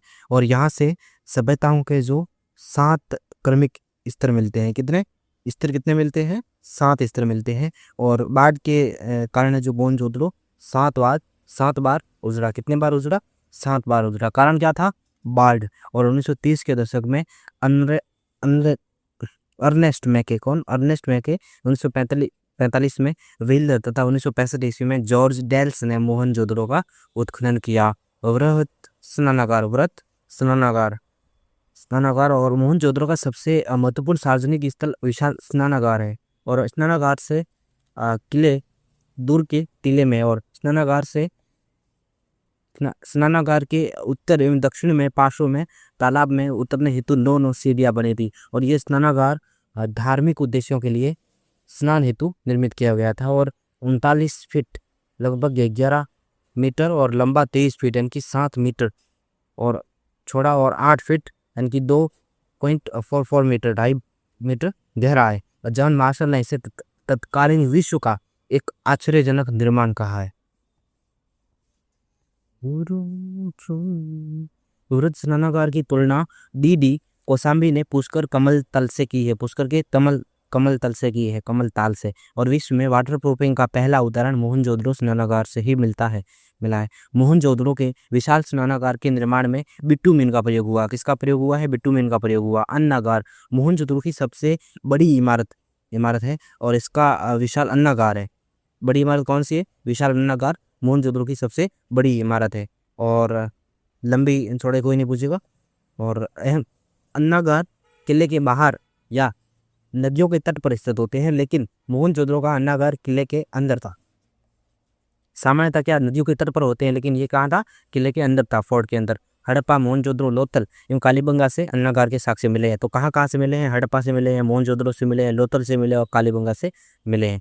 ठीक है। अन्नागार के साक्ष्य इन 4 जगहों से मिले हैं। ठीक है। और हड़प्पा और सुमेरिया यानी मेसोपोटामिया में अन्न भंडार प्रणाली में काफ़ी सिमिलरिटी यानी कि समानता देखने को मिली है। सड़कों की बात करी जाए तो मोहनजोदड़ो में ग्रिड पैटर्न है कि समानांतर सड़कों का है जो जाल बिछा हुआ था। टीले मोहनजोदड़ो के पश्चिमी भाग में स्थित दुर्ग टीले के ऊपर कुषाण शासक कनिष्क ने एक स्तूप का निर्माण करवाया था। अतः इसे स्तूप टीला या आध्यात्मिक नगर भी कहा जाता है, स्पिरिचुअल सिटी। और पश्चिम दुर्ग किले की खोज व्हीलर ने की थी और पूर्वी टीले को HRVS और DK क्षेत्र में विभाजित किया जा गया है। मोहनजोदड़ो की शासन व्यवस्था राजतंत्रात्मक न होकर कैसी थी, जनतंत्रात्मक थी। तो पूछा जा सकता है कि मोहनजोदड़ो की जो शासन व्यवस्था थी वो कैसी थी, जनतंत्रात्मक थी, ठीक है, ना कि राजतंत्रात्मक नहीं थी, जनतंत्रात्मक थी। और मोहनजोदड़ो से प्राप्त अन्य अवशेष देखते हैं। मोहनजोदड़ो से प्राप्त सबसे महत्वपूर्ण धातु निर्मित मूर्तियों में कांस्य नर्तकी, डांसिंग गर्ल, प्रस्तर की योगी पुजारी की मूर्ति है। कांसे की नृत्यरत नारी की मूर्ति 14 सेंटीमीटर ऊंची है। यूनिकॉर्न प्रतीक वाली 2 चांदी की मोहरें भी मिली है। और सर्वाधिक भारी बटखारा गोबलेट मोहनजोदड़ो से ही मिला है। और वस्त्र निर्माण का एवं चांदी का प्राचीनतम साक्ष्य मोहनजोदड़ो से मिला। वस्त्र निर्माण और चांदी का प्राचीनतम साक्ष्य कहाँ से मिला है, मोहनजोदड़ो से। वस्त्र निर्माण और चांदी का प्राचीनतम साक्ष्य मोहनजोदड़ो से, ठीक है। मोहनजोदड़ो के मृत भांडों पर कांच के समान ओपकारी की गई है, जो विश्व में ओपकारी का पहला प्रमाण है। तो इसमें ओपकारी का जो पहला प्रमाण है वो कहाँ से मिलता है, मोहनजोदड़ो से। किस पर, कांच पर, ठीक है। और महाविद्यालय भवन, पुरोहितों का महाविद्यालय, कॉलेज ऑफ प्रीस्ट पुजारियों का, ठीक है, तो ये भी वहां से मिला है। और मुद्रा पर अंकित जो पशुपतिनाथ या शिव जी की जो मूर्ति है वो भी मोहनजोदड़ो से मिली है, ठीक है। और सूती कपड़ा पहला कहाँ से मिला, मोहनजोदड़ो से मिला है, ठीक है। हाथी का कपाल खंड भी मोहनजोदड़ो से मिला है। कुंभकारों के 6 भट्टे, कुंभकारों की बस्ती, गले हुए तांबे के ढेर, सीपी की बनी हुई पटरी, ठीक है। घोड़े के दांत एवं घोड़े की मण मूर्ति और ऊँट की हड्डियाँ। तो मोहनजोदड़ो में घोड़ा भी पालतू पशु था, ऊँट भी था, ठीक है। तो घोड़े के दांत मिले और ऊँट की हड्डियाँ भी मिली है। और गीली मिट्टी पर कपड़े के हिसाब से मिले हैं। और अंतिम स्तर पर बिखरे हुए नरकंकाल भी मिले हैं। और कुबड़दार बैल का खिलौना भी वहां से मिला। और बकरे के पीछे चाकू लिए हुए व्यक्ति का चित्रण है, पशु बलि उधर सकता है। और 20 स्तंभों वाला भवन भी मिला है। और मोर पर सुमेरियन नामों का जो अंकन है वो मोहनजोदड़ो से प्राप्त हुआ है। चांदी का कलश और शिलाजित, तांबे की हेयरपिन और शलाका युक्त तलवारें और कांस्य निर्मित भैंसे व मेढे की आकृतियाँ, ठीक है। और वर्षभ मुद्रा भी कहाँ से मिली, वर्षभ मुद्रा मोहनजोदड़ो से मिली। और सर्वाधिक कुओं की जो प्राप्ति है वो भी मोहनजोदड़ो से हुई है, वेरी वेरी इंपॉर्टेंट, ठीक है। और पट्टेदार जल निकासी, ठीक है। और मोहनजोदड़ो से प्राप्त पत्थर की नृत्यरत आकृति को जॉन मार्शल ने क्या कहा है, नटराज शिव कहा है, ठीक है। तो वो भी कहाँ से मिली, पत्थर की जो नृत्यरत आकृति है वो कहाँ से मिली है, मोहनजोदड़ो से ही मिली है, जिसको जॉन मार्शल ने नटराज शिव कहा है। तो शोलकालीन प्रमुख मूर्ति है, ठीक है, नटराज शिव की, तो वो मोहनजोदड़ो से भी मिली है। और मोहनजोदड़ो के चांदी के बर्तन में कपड़े के अवशेष तथा तांबे के उपकरणों में लपेटे सूत का कपड़ा इन धागा मिला है। और KUR कैनेडी को मोहनजोदड़ो के कंकालों से मलेरिया के साक्ष्य मिले हैं, जबकि व्हीलर ने नर कंकालों के आधार पर संहार सिद्धांत दिया, ठीक है। और मोहनजोदड़ो से किसी कब्रिस्तान के साक्ष्य नहीं मिले हैं, ठीक है। ध्यान रखना, मोहनजोदड़ो से किसी भी कब्रिस्तान के साक्ष्य नहीं मिले हैं। तो वैसे UPSC पूछ के फंसा सकता है या कोई भी कंपटीशन एग्जाम में, ठीक है। मोहनजोदड़ो से कब्रिस्तान के साक्ष्य नहीं मिले हैं। और मोहनजोदड़ो एवं हड़प्पा के मकान पक्की ईंटों के बने हैं। कैसे बने, ध्यान रखना, कच्ची ईंटों के नहीं बने हैं। मोहनजोदड़ो और जो हड़प्पा के जो मकान है वो पक्की ईंटों के बने हैं। कैसे, पक्की ईंटों के बने हैं। और मोहनजोदड़ो से प्राप्त एक प्रसिद्ध मोहर के अग्र भाग पर योगी की आकृति और पक्ष भाग पर बैल वर्षभ की आकृति भी अंकित है। तो योगी और वर्षभ की जो बैल की आकृति है वो कहाँ से मिली है, मोहनजोदड़ो से मिली है। और सर्वाधिक जो मोहरें हैं वो मोहनजोदड़ो से प्राप्त हुई, वेरी वेरी इंपॉर्टेंट। सर्वाधिक मोहरें कहाँ से प्राप्त हुई है, मोहनजोदड़ो से प्राप्त हुई है। सर्वाधिक मोहरें मोहनजोदड़ो से प्राप्त हुई है। एक हमने ऊपर और पढ़ा था, मतलब जो अभिलेखित मुद्राएं हैं वो कहाँ से प्राप्त हुई है। और सिर्फ चांदी या सोने की मोहरें कहाँ से प्राप्त हुई, तो वो हमने ऊपर पढ़ा है, ठीक है। इसके बाद बात करते हैं छहुंदड़ो आपका ये मोहनजोदड़ो से 80 मील दक्षिण में। छहुंदड़ो की खोज 1931 में NG मजूमदार ने की थी। और इसका उत्खनन 1935 में अर्नेस्ट मैके ने किया था। किसने किया था, छहुंदड़ो का उत्खनन किसने किया था, अर्नेस्ट मैके ने 1935 में किया था। और छहुंदड़ो से हड़प्पोत्तर संस्कृति, जिसे जागर संस्कृति कहते हैं, ठीक है। किसको कहते हैं, छहुंदड़ो से जोकर या जागर संस्कृति के अवशेष मिले हैं। कहाँ से? समुद्रों से। ठीक है, किस संस्कृति की? ये जोकर जागर संस्कृति कैसी संस्कृति है? हड़प्पोत्तर यानी कि हड़प्पा के बाद वाली जोकर जागर संस्कृति। ठीक है, उसके अवशेष मिले हैं। और जोकर के बाद जांगर संस्कृति आई। ठीक है, जोकर के बाद क्या आई? जांगर संस्कृति आई। ठीक है, और जोकर में शहरीकरण का अभाव, जाने का जोकर में शहरीकरण का अभाव है। और पत्थर के बाट एवं नारी की टेराकोटा मूर्तियां भी जोकर संस्कृति में नहीं मिली है। ठीक है, और छौंदड़ू मन की बनाने का प्रमुख केंद्र था। छौंदड़ू किसके लिए फेमस था? मन की बनाने का प्रमुख केंद्र था। छौंदड़ू मन की बनाने का प्रमुख केंद्र था। यहाँ के कारीगर सीप एवं मुद्रा मुहरे बनाते थे। यहाँ गुड़िया निर्माण का कारखाना भी मिला है। मुहरे काटने के लिए धातु के उपकरण भी मिले हैं। और छौंदड़ू हड़प्पा सभ्यता का औद्योगिक केंद्र था। छौंदड़ू हड़प्पा सभ्यता का क्या था? एक इंडस्ट्रियल सेंटर था, औद्योगिक केंद्र था। छौंदड़ू एकमात्र ऐसा बुरा स्थल है जहाँ से वक्राकार ईंटें यानी कि इंटरलॉक ईंटें मिली। इंटरलॉक कैसे होती है? मतलब वो अंदर से लॉक होती है, जैसे ये मान लो ये ऐसे। ठीक है, ये ऐसे ईंट। ठीक है, दूसरी ईंट वापस ऐसे आएगी तो उसके अंदर इंटरलॉक होगी। तो इंटरलॉक ईंटें वो कहाँ से मिली? छौंदड़ू से मिली। ठीक है, और छौंदड़ू से किसी भी दूर का अस्तित्व नहीं मिला है। तो छौंदड़ू से किसी भी दूर का अस्तित्व नहीं मिला है। छौंदड़ू से प्राप्त प्रमुख अवशेष देखते हैं। अलंकृत हाथी के खिलौने छौंदड़ू से मिले हैं। ठीक है, बिल्ली का पीछा करते हुए कुत्ते के जो पद चिन्ह है वो भी छौंदड़ू से मिले हैं। और सौंदर्य प्रसाधन लिपस्टिक भी छौंदड़ू से मिली है। चाय की दावत मिली है, दवात मिली है। और बैलगाड़ी और इक्का गाड़ी, ये इंपॉर्टेंट है। बैलगाड़ी और इक्का गाड़ी कहाँ से मिली है? छौंदड़ू से मिली है। उसके बाद बात करते हैं अली मुराद। ये सिंध में स्थल एक ग्रामीण स्थल था। ठीक है, सिंध में एक स्थल ग्रामीण स्थल था। और अली मुराद में एक कुआं भी मिला है। अली मुराद में एक कुआं भी मिला है। उसके बाद बात करते हैं लोथल की। ये अहमदाबाद गुजरात में भोगवा एवं साबरमती नदी के संगम पर खंबात की खाड़ी में स्थित लोथल की खोज 1957 ईस्वी में एस.आर. राव ने की थी। किसने की थी? एस.आर. राव ने की थी। ठीक है, और लोथल को एस.आर. राव ने लघु हड़प्पा, ठीक है, लघु हड़प्पा या लघु मोहनजोदड़ो कहा था। लघु हड़प्पा और लघु मोहनजोदड़ो कहा था। ठीक है, लोथल से आवासीय क्षेत्रों में घरों से वृत्ताकार चतुर्भुजाकार अग्निवेदी मिली है। ठीक है, अग्निवेदी। और लोथल हड़प्पा सभ्यता का प्रमुख बंदरगाह था। लोथल एक क्या था? हड़प्पा सभ्यता का प्रमुख एक पोर्ट था, बंदरगाह था। यहाँ से पश्चिमी एशिया से व्यापार होता था। कहाँ से व्यापार होता था? वेस्टर्न एशिया से, पश्चिम एशिया से व्यापार होता था। और लोथल में गढ़ और नगर दोनों एक एक ही रक्षा प्राचीर में गिरे हैं। एक ही रक्षा प्राचीर जो दीवार होती है उससे गिरे हैं, गढ़ और नगर दोनों। ठीक है, और पश्चिमी दुर्ग को एस.आर. राव ने एक्रोपोलिस, क्या कहा? एक्रोपोलिस की संज्ञा दी है। और दुर्ग में 64 कक्षों वाले भंडार गृह का साक्ष्य मिला है। ठीक है, 64 कक्षों वाले भंडार गृह का साक्ष्य मिला है। लोथल में दुर्ग पश्चिम में नहीं बल्कि दक्षिण पूर्व में स्थित था। लोथल के पूर्वी भाग में जहाज की गोदी डॉकयार्ड भी मिली है। इसका आकार 214 से 236 मीटर है और गहराई 3.30 मीटर है। ये पक्की ईंटों से बना है। और लोथल का गोदीवाड़ा सबसे विशाल हड़प्पा संरचना है। सबसे विशाल हड़प्पा संरचना क्या है? लोथल का गोदीवाड़ा। और गोदीवाड़ा भोगवा नदी से जुड़ा है। ध्यान रखना, ये जो गोदीवाड़ा है वो किससे जुड़ा है? भोगवा नदी से। तो लोकल किसने ये भी बात याद रखना कि लोथल भोगवा नदी के किनारे पर है, पूछा जा सकता है। ठीक है, और हड़प्पा सभ्यता की सबसे बड़ी संरचना, हड़प्पा सभ्यता की सबसे बड़ी संरचना क्रमशः लोथल का गोदीवाड़ा, उसके बाद हड़प्पा का अन्नागार। ठीक है, उसके बाद मोहनजोदड़ो का अन्नागार।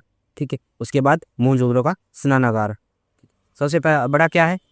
हड़प्पा की सबसे बड़ी संरचना क्या है? सबसे बड़ा गोदीवाड़ा है। उसके बाद हड़प्पा का अन्नागार है। उसके बाद मोहनजोदड़ो का अन्नागार है। उसके बाद मोहनजोदड़ो का स्नानागार है। तो ये सारी देखे हैं चीजें। उसके बाद कालीबंगा के समान छिद्र युक्त बालक की जो खोपड़ी है वो मिली है, जो खोपड़ी पर शल्य चिकित्सा का प्राचीनतम प्रमाण है। ठीक है, कहाँ से मिला है? ये कहाँ से मिला है? ये लोथल से मिला है। लोथल से क्या मिला है? कालीबंगा में जो एक छिद्र युक्त बालक की खोपड़ी मिली है, वैसी ही खोपड़ी आपके यहाँ पे मिली है लोथल से। और लोथल से मिली फारस की जो मुहर और पक्के रंग में रंगे हुए पात्रों के मिलने से ये पता चलता है कि लोथल पश्चिमी एशिया से सामुद्रिक व्यापार का एक प्रमुख केंद्र था। ठीक है, और लोथल से चावल का प्रथम साक्ष्य मिला है। ध्यान रखना, चावल का प्रथम साक्ष्य कहाँ से मिला है? लोथल से मिला है। लोथल से चावल का प्रथम साक्ष्य मिला है। वेरी वेरी इंपॉर्टेंट है ये, क्योंकि कंफ्यूजिंग है। बहुत सारे ऐसे स्थान है जैसे कि यहाँ से गेहूं के अवशेष मिले, पहले ये चावल के मिले, तो चावल के मैंने पढ़ा एक दूसरे और मिले हैं, तो ये यहाँ से जो प्रथम साक्ष्य मिले हैं तो इसलिए यहाँ से इंपॉर्टेंट हो जाता है।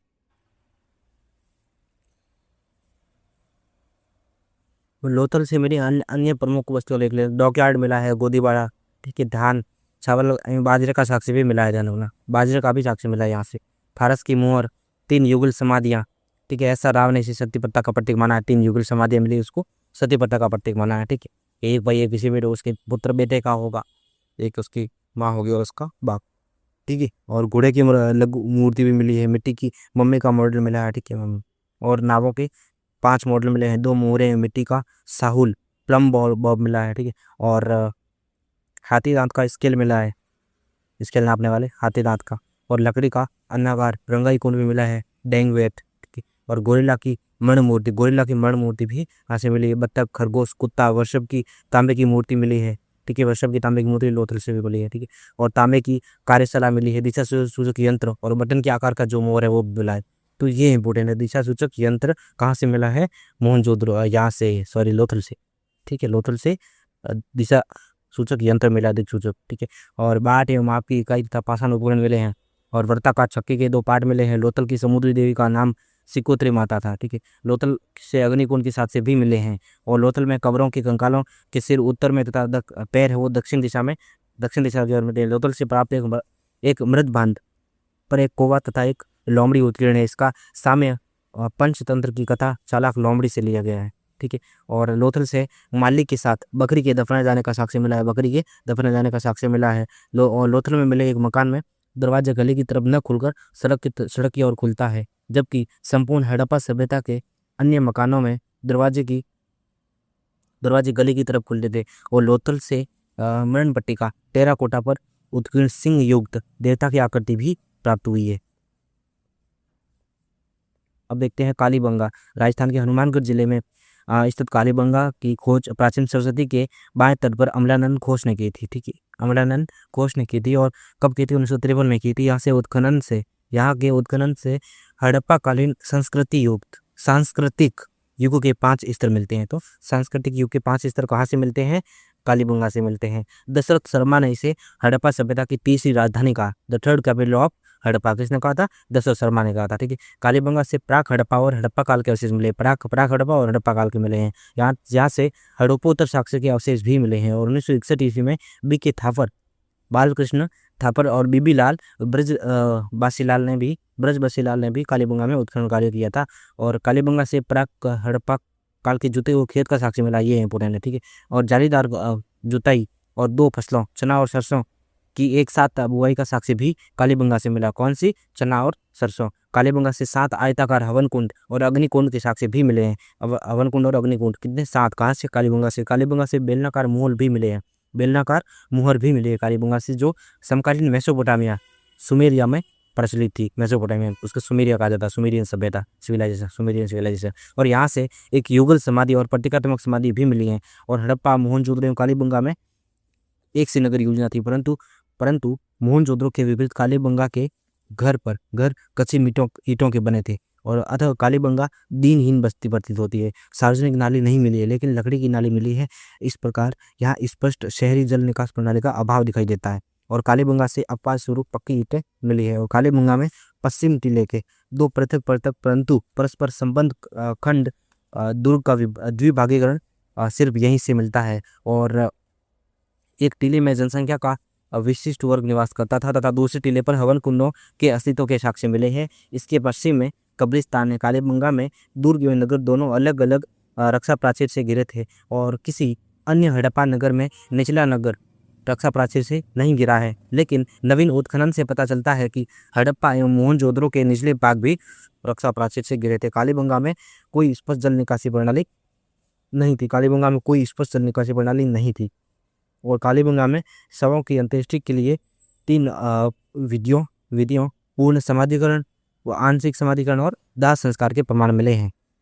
3, ठीक है, पूर्ण समाधि, पूर्ण आंशिक और दाह संस्कार भी।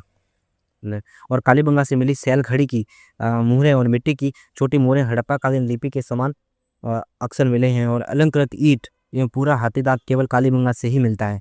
अलंकृत ईंट और पूरा जो हाथी दांत है वो कहाँ से मिला है? हड़प्पा से मिलता है ओनली। अरे सॉरी, हड़प्पा का जो कालीबंगा स्थल है वहाँ से मिलता है।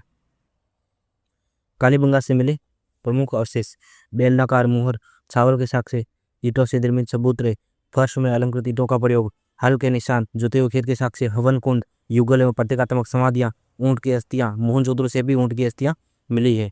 ठीक है।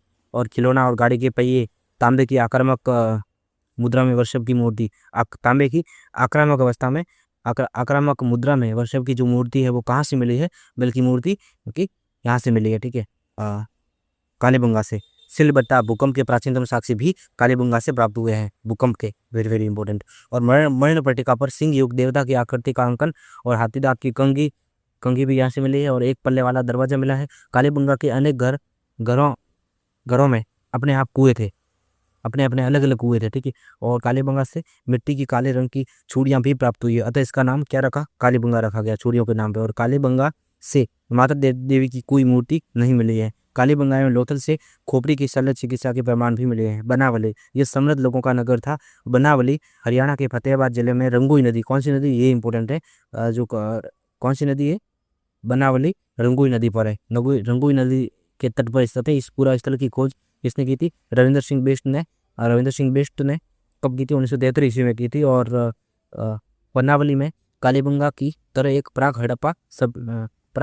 हड़प्पा और हड़प्पाकालीन संस्कृति मिली है। और बनावली में जल निकास प्रणाली सिंधु सभ्यता की सबसे महत्वपूर्ण विशेषता थी, उसका अभाव है, वो जल निकास प्रणाली आपके बनावली में नहीं मिलती है। ठीक है। और बनावली से प्राप्त कुछ प्रमुख अवशेष देख देते हैं। खिलौनों के रूप में हल की आकृति, मिट्टी का हल और हल का टेराकोटा मोल्ड भी मिला है। जो के अवशेष कहाँ से मिले हैं, बनावली से, जो के अवशेष भी मिले हैं। ठीक है, जो के अवशेष भी बनावली से मिले हैं। और तिल और सरसों का ढेर मिला है। ठीक है। और तांबे के बाणाग्र मिले हैं। और सेल खड़ी और पक्कई मिट्टी की मोहर है, और जिन पर सैंधव लिपि है। ठीक है, सैंधव लिपि कहाँ से, बनावली से, ईंटों पर। माता देवी की लघु मरण मूर्तियाँ और आर्या युक्त मरण पहिया और मिट्टी के बर्तन, धावन पत्र, वेस्ट बेसिन भी मिले हैं। ठीक है। सूरकोटड़ा गुजरात के कच्छ जिले में एक स्थित सूरकोटड़ा की खोज सर्वप्रथम 1967 ईस्वी में जगपति जोशी ने की थी। किसने की थी, जगपति जोशी ने की थी। और यहाँ से प्राचीर युक्त बस्ती मिली। प्राचीर युक्त बस्ती कहाँ से मिली है, सूरकोटड़ा, गुजरात कच्छ से। ठीक है। और सूरकोटड़ा हड़प्पा सभ्यता के पतन को दर्शाता है, ध्यान रखना। सूरकोटड़ा के महत्वपूर्ण अवशेष जो मिले हैं हड़प्पा सभ्यता के पतन के मिले हैं, तो उसके लिए ये विशेष है। ठीक है। सूरकोटड़ा हड़प्पा सभ्यता के पतन को दर्शाता है। और सूरकोटड़ा के अंतिम स्तर से घोड़े की अस्थियां मिली। तो घोड़े की अस्थियां कहाँ से मिली है, सूरकोटड़ा से मिली है। और ये महत्वपूर्ण खोज है, क्योंकि घोड़े की अस्थियां अन्य किसी भी हड़प्पाकालीन स्थल से नहीं मिली है।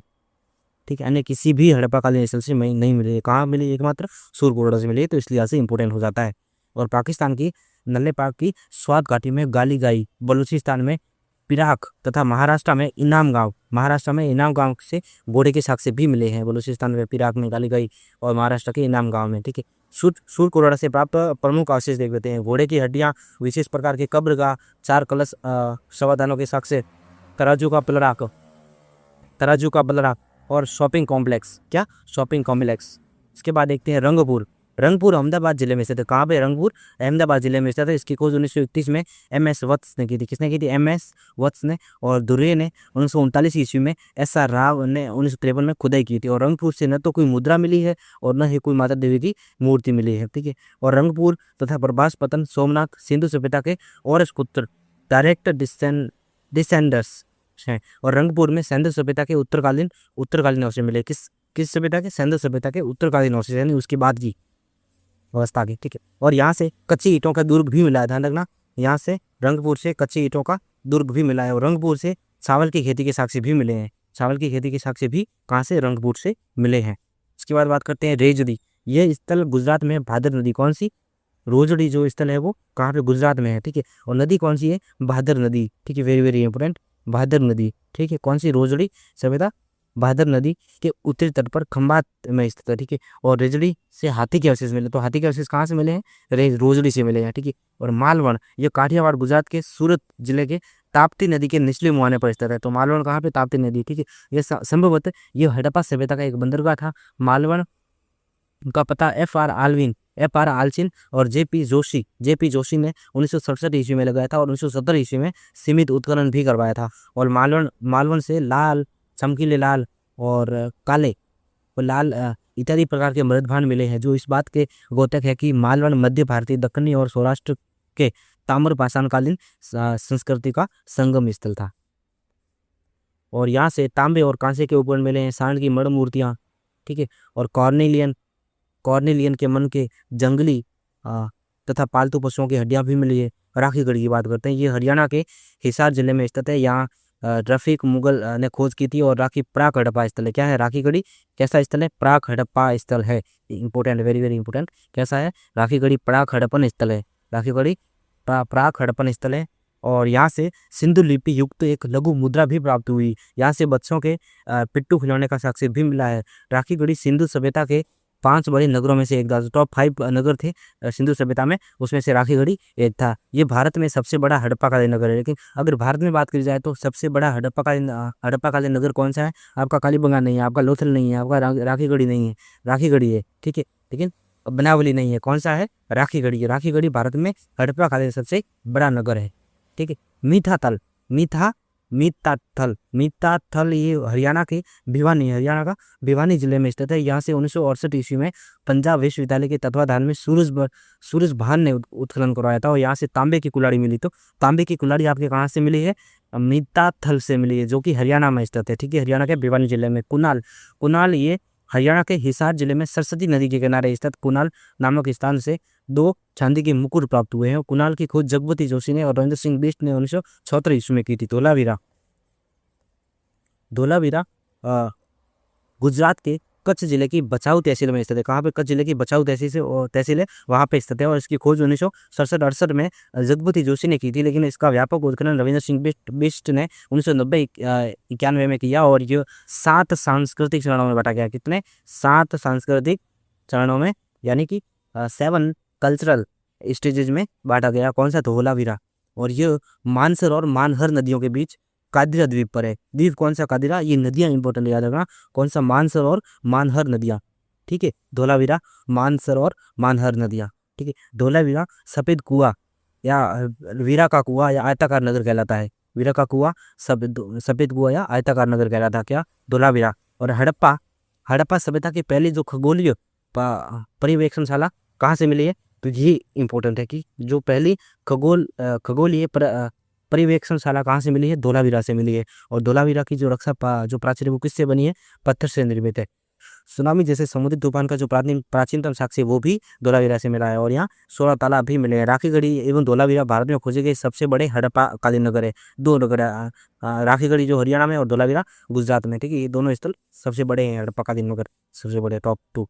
और भारतीय उपमहाद्वीप में मोहनजोदड़ो, हड़प्पा एवं बहावलपुर में गणेरीवाल, सभी पाकिस्तान में। उसके बाद है जो राखीगढ़ी, चौथा और सबसे बड़ा हड़प्पाकालीन नगर है, ठीक है। और 2015-16 में 2015-16 में हुई खोज के आधार पर राखीगढ़ी का क्षेत्रफल 710 हेक्टेयर माना गया। इस आधार पर कुछ विद्वान राखीगढ़ी को समस्त हड़प्पा स्थलों में सबसे बड़ा मानते हैं।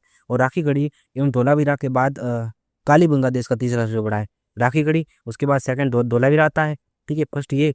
और उसके बाद आपका स्थान आता है कालीबंगा का 3rd स्थान आता है, यानी कि कालीबंगा देश का तीसरा सबसे बड़ा हड़प्पाकालीन स्थल है, पुरातात्विक स्थल है, ठीक है, ठीक है। जहाँ अन्य हड़प्पाकालीन नगर 2 भागों, किला और दुर्ग तथा निचले नगर में विभाजित थे, वहीं धोलावीरा 3 भागों में विभाजित है। इसमें से 2 भाग आयताकार दुर्गबंदी में पूरी तरह सुरक्षित है। ऐसी दुर्गबंदी या नगर योजना अन्य हड़प्पाकालीन नगरों में देखने को नहीं मिलती है। शासक वर्ग एवं अधिकारी वर्ग मध्यम नगर में निवास करते थे। धोलावीरा को छोड़कर सिंधु सभ्यता के शेष सभी नगरों के पश्चिमी भाग स्थित दुर्ग में प्रशासनिक धार्मिक क्रियाकलाप किया जाता था। धोलावीरा के खेल स्टेडियम और तथा सूचना पट्ट में या साइन बोर्ड के साक्ष्य मिले हैं।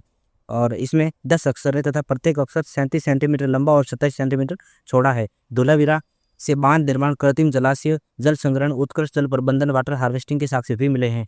और राज्यसभा के अवशेष का प्रमाण, गिरगिट की प्रतिमा, नेवले की पाषाण मूर्ति, पोरेशदार श्वेत पाषाण स्तंभ धोलावीरा से मिले हैं। प्राचीनतम काल का सबसे बड़ा जो बंदरगाह वो धोलावीरा से मिला है। सबसे मोटी एवं सर्वाधिक सुरक्षा प्राचीर, सर्वाधिक प्रवेश द्वार धोलावीरा से मिले हैं। धोलावीरा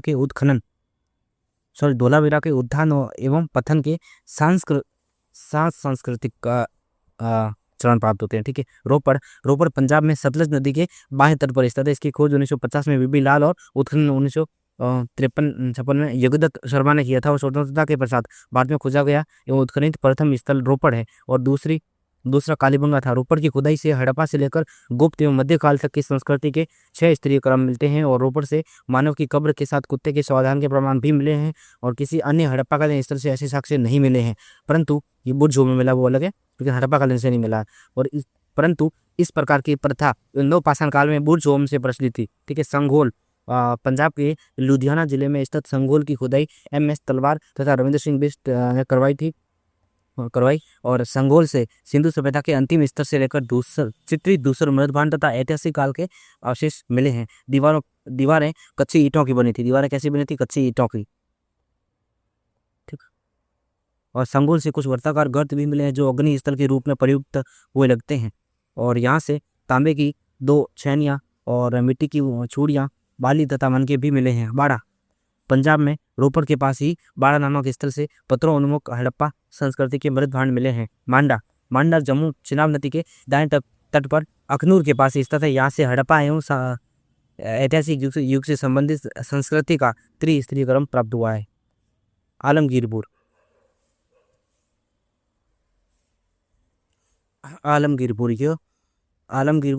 यह गंगा यमुना दोआब क्षेत्र में यमुना की सहायक हिंडन नदी के बाएं तट पर उत्तर प्रदेश के मेरठ जिले में स्थित है। और हड़प्पा सभ्यता के सर्वाधिक पूर्वी पूरा स्थल की खोज भारत में सेवक समाज के तत्वाधान में जगदत्त शर्मा के नेतृत्व में 1958 में हुई थी। बिराना अब ये हरियाणा स्थित बिराना ऑल्सो बिरदाना एंड बिरहाना से प्राप्त लाल मृत भांडों पर एक स्त्री का चित्र अंकित है, जिसकी तुलना मोहनजोदड़ो से प्राप्त कांस्य नर्तकी से की गई है। और बिराना प्राचीनतम हड़प्पा स्थल माना जाता है। मांडी बिराना कहाँ पे? हरियाणा में। ठीक है, मांडी की बात करते हैं। उत्तर प्रदेश हड़प्पा सभ्यता की टकसाल थी ये। और हुलास सहारनपुर उत्तर प्रदेश से गेहूं की खेती के किए जाने का स्पष्ट प्रमाण है वो मिलता है, लेकिन यह उत्तर हड़प्पा कालीन है। हुलास सहारनपुर उत्तर प्रदेश से गेहूं की खेती किए जाने के स्पष्ट प्रमाण मिलते हैं, लेकिन यह उत्तर हड़प्पा कालीन स्थल है, मतलब हड़प्पा के बाद का। सनोली बागपत उत्तर प्रदेश से विस्तृत स्वाधान एक्सटेंडेड बोरियल्स का साक्ष्य मिला है। सनोली हड़प्पा सभ्यता का अंतिम ज्ञात कब्र का स्थल है एवं इसे विश्व का विशालतम कब्र का स्थल माना जाता है। बालू हरियाणा से सर्वाधिक फसली साक्ष्य मिले हैं, जो गेहूं, चावल, चना, तरबूज, अंगूर, खजूर प्राप्त होते हैं। कहाँ से? बालू हरियाणा से। ठीक, और यहाँ से लहसुन का भी प्राचीनतम साक्ष्य बालू हरियाणा से मिला है। और अल्लादीनो पाकिस्तान नल्ले पाक में स्थित बिना सुरक्षा दीवार के गिरा एक हड़प्पा का एक गांव है। अल्लादीनो सिंध की खोज WA फेयर सर्विस ने कराची के पास की थी। अल्लादीनो से टेराकोटा का जार जिसमें सोने, चांदी और कांसे के आभूषण है मिला है। एक बेल्ट पर 36 कार्नेलियन के मन के बीट्स मिले हैं। वस्त्र उद्योग का भी केंद्र था ये। बालाकोट का उत्खनन 1799 में जॉर्ज F डेल्स ने करवाया था। और बालाकोट से किले, बंदोबस्ती, मर्तबानजार और स्नानागार सहित बड़े घर आदि मिले हैं। बालाकोट पूर्वी मकरांतर बलूचिस्तान पर लासबेला जिला में स्थित है। कौन से? लासबेला।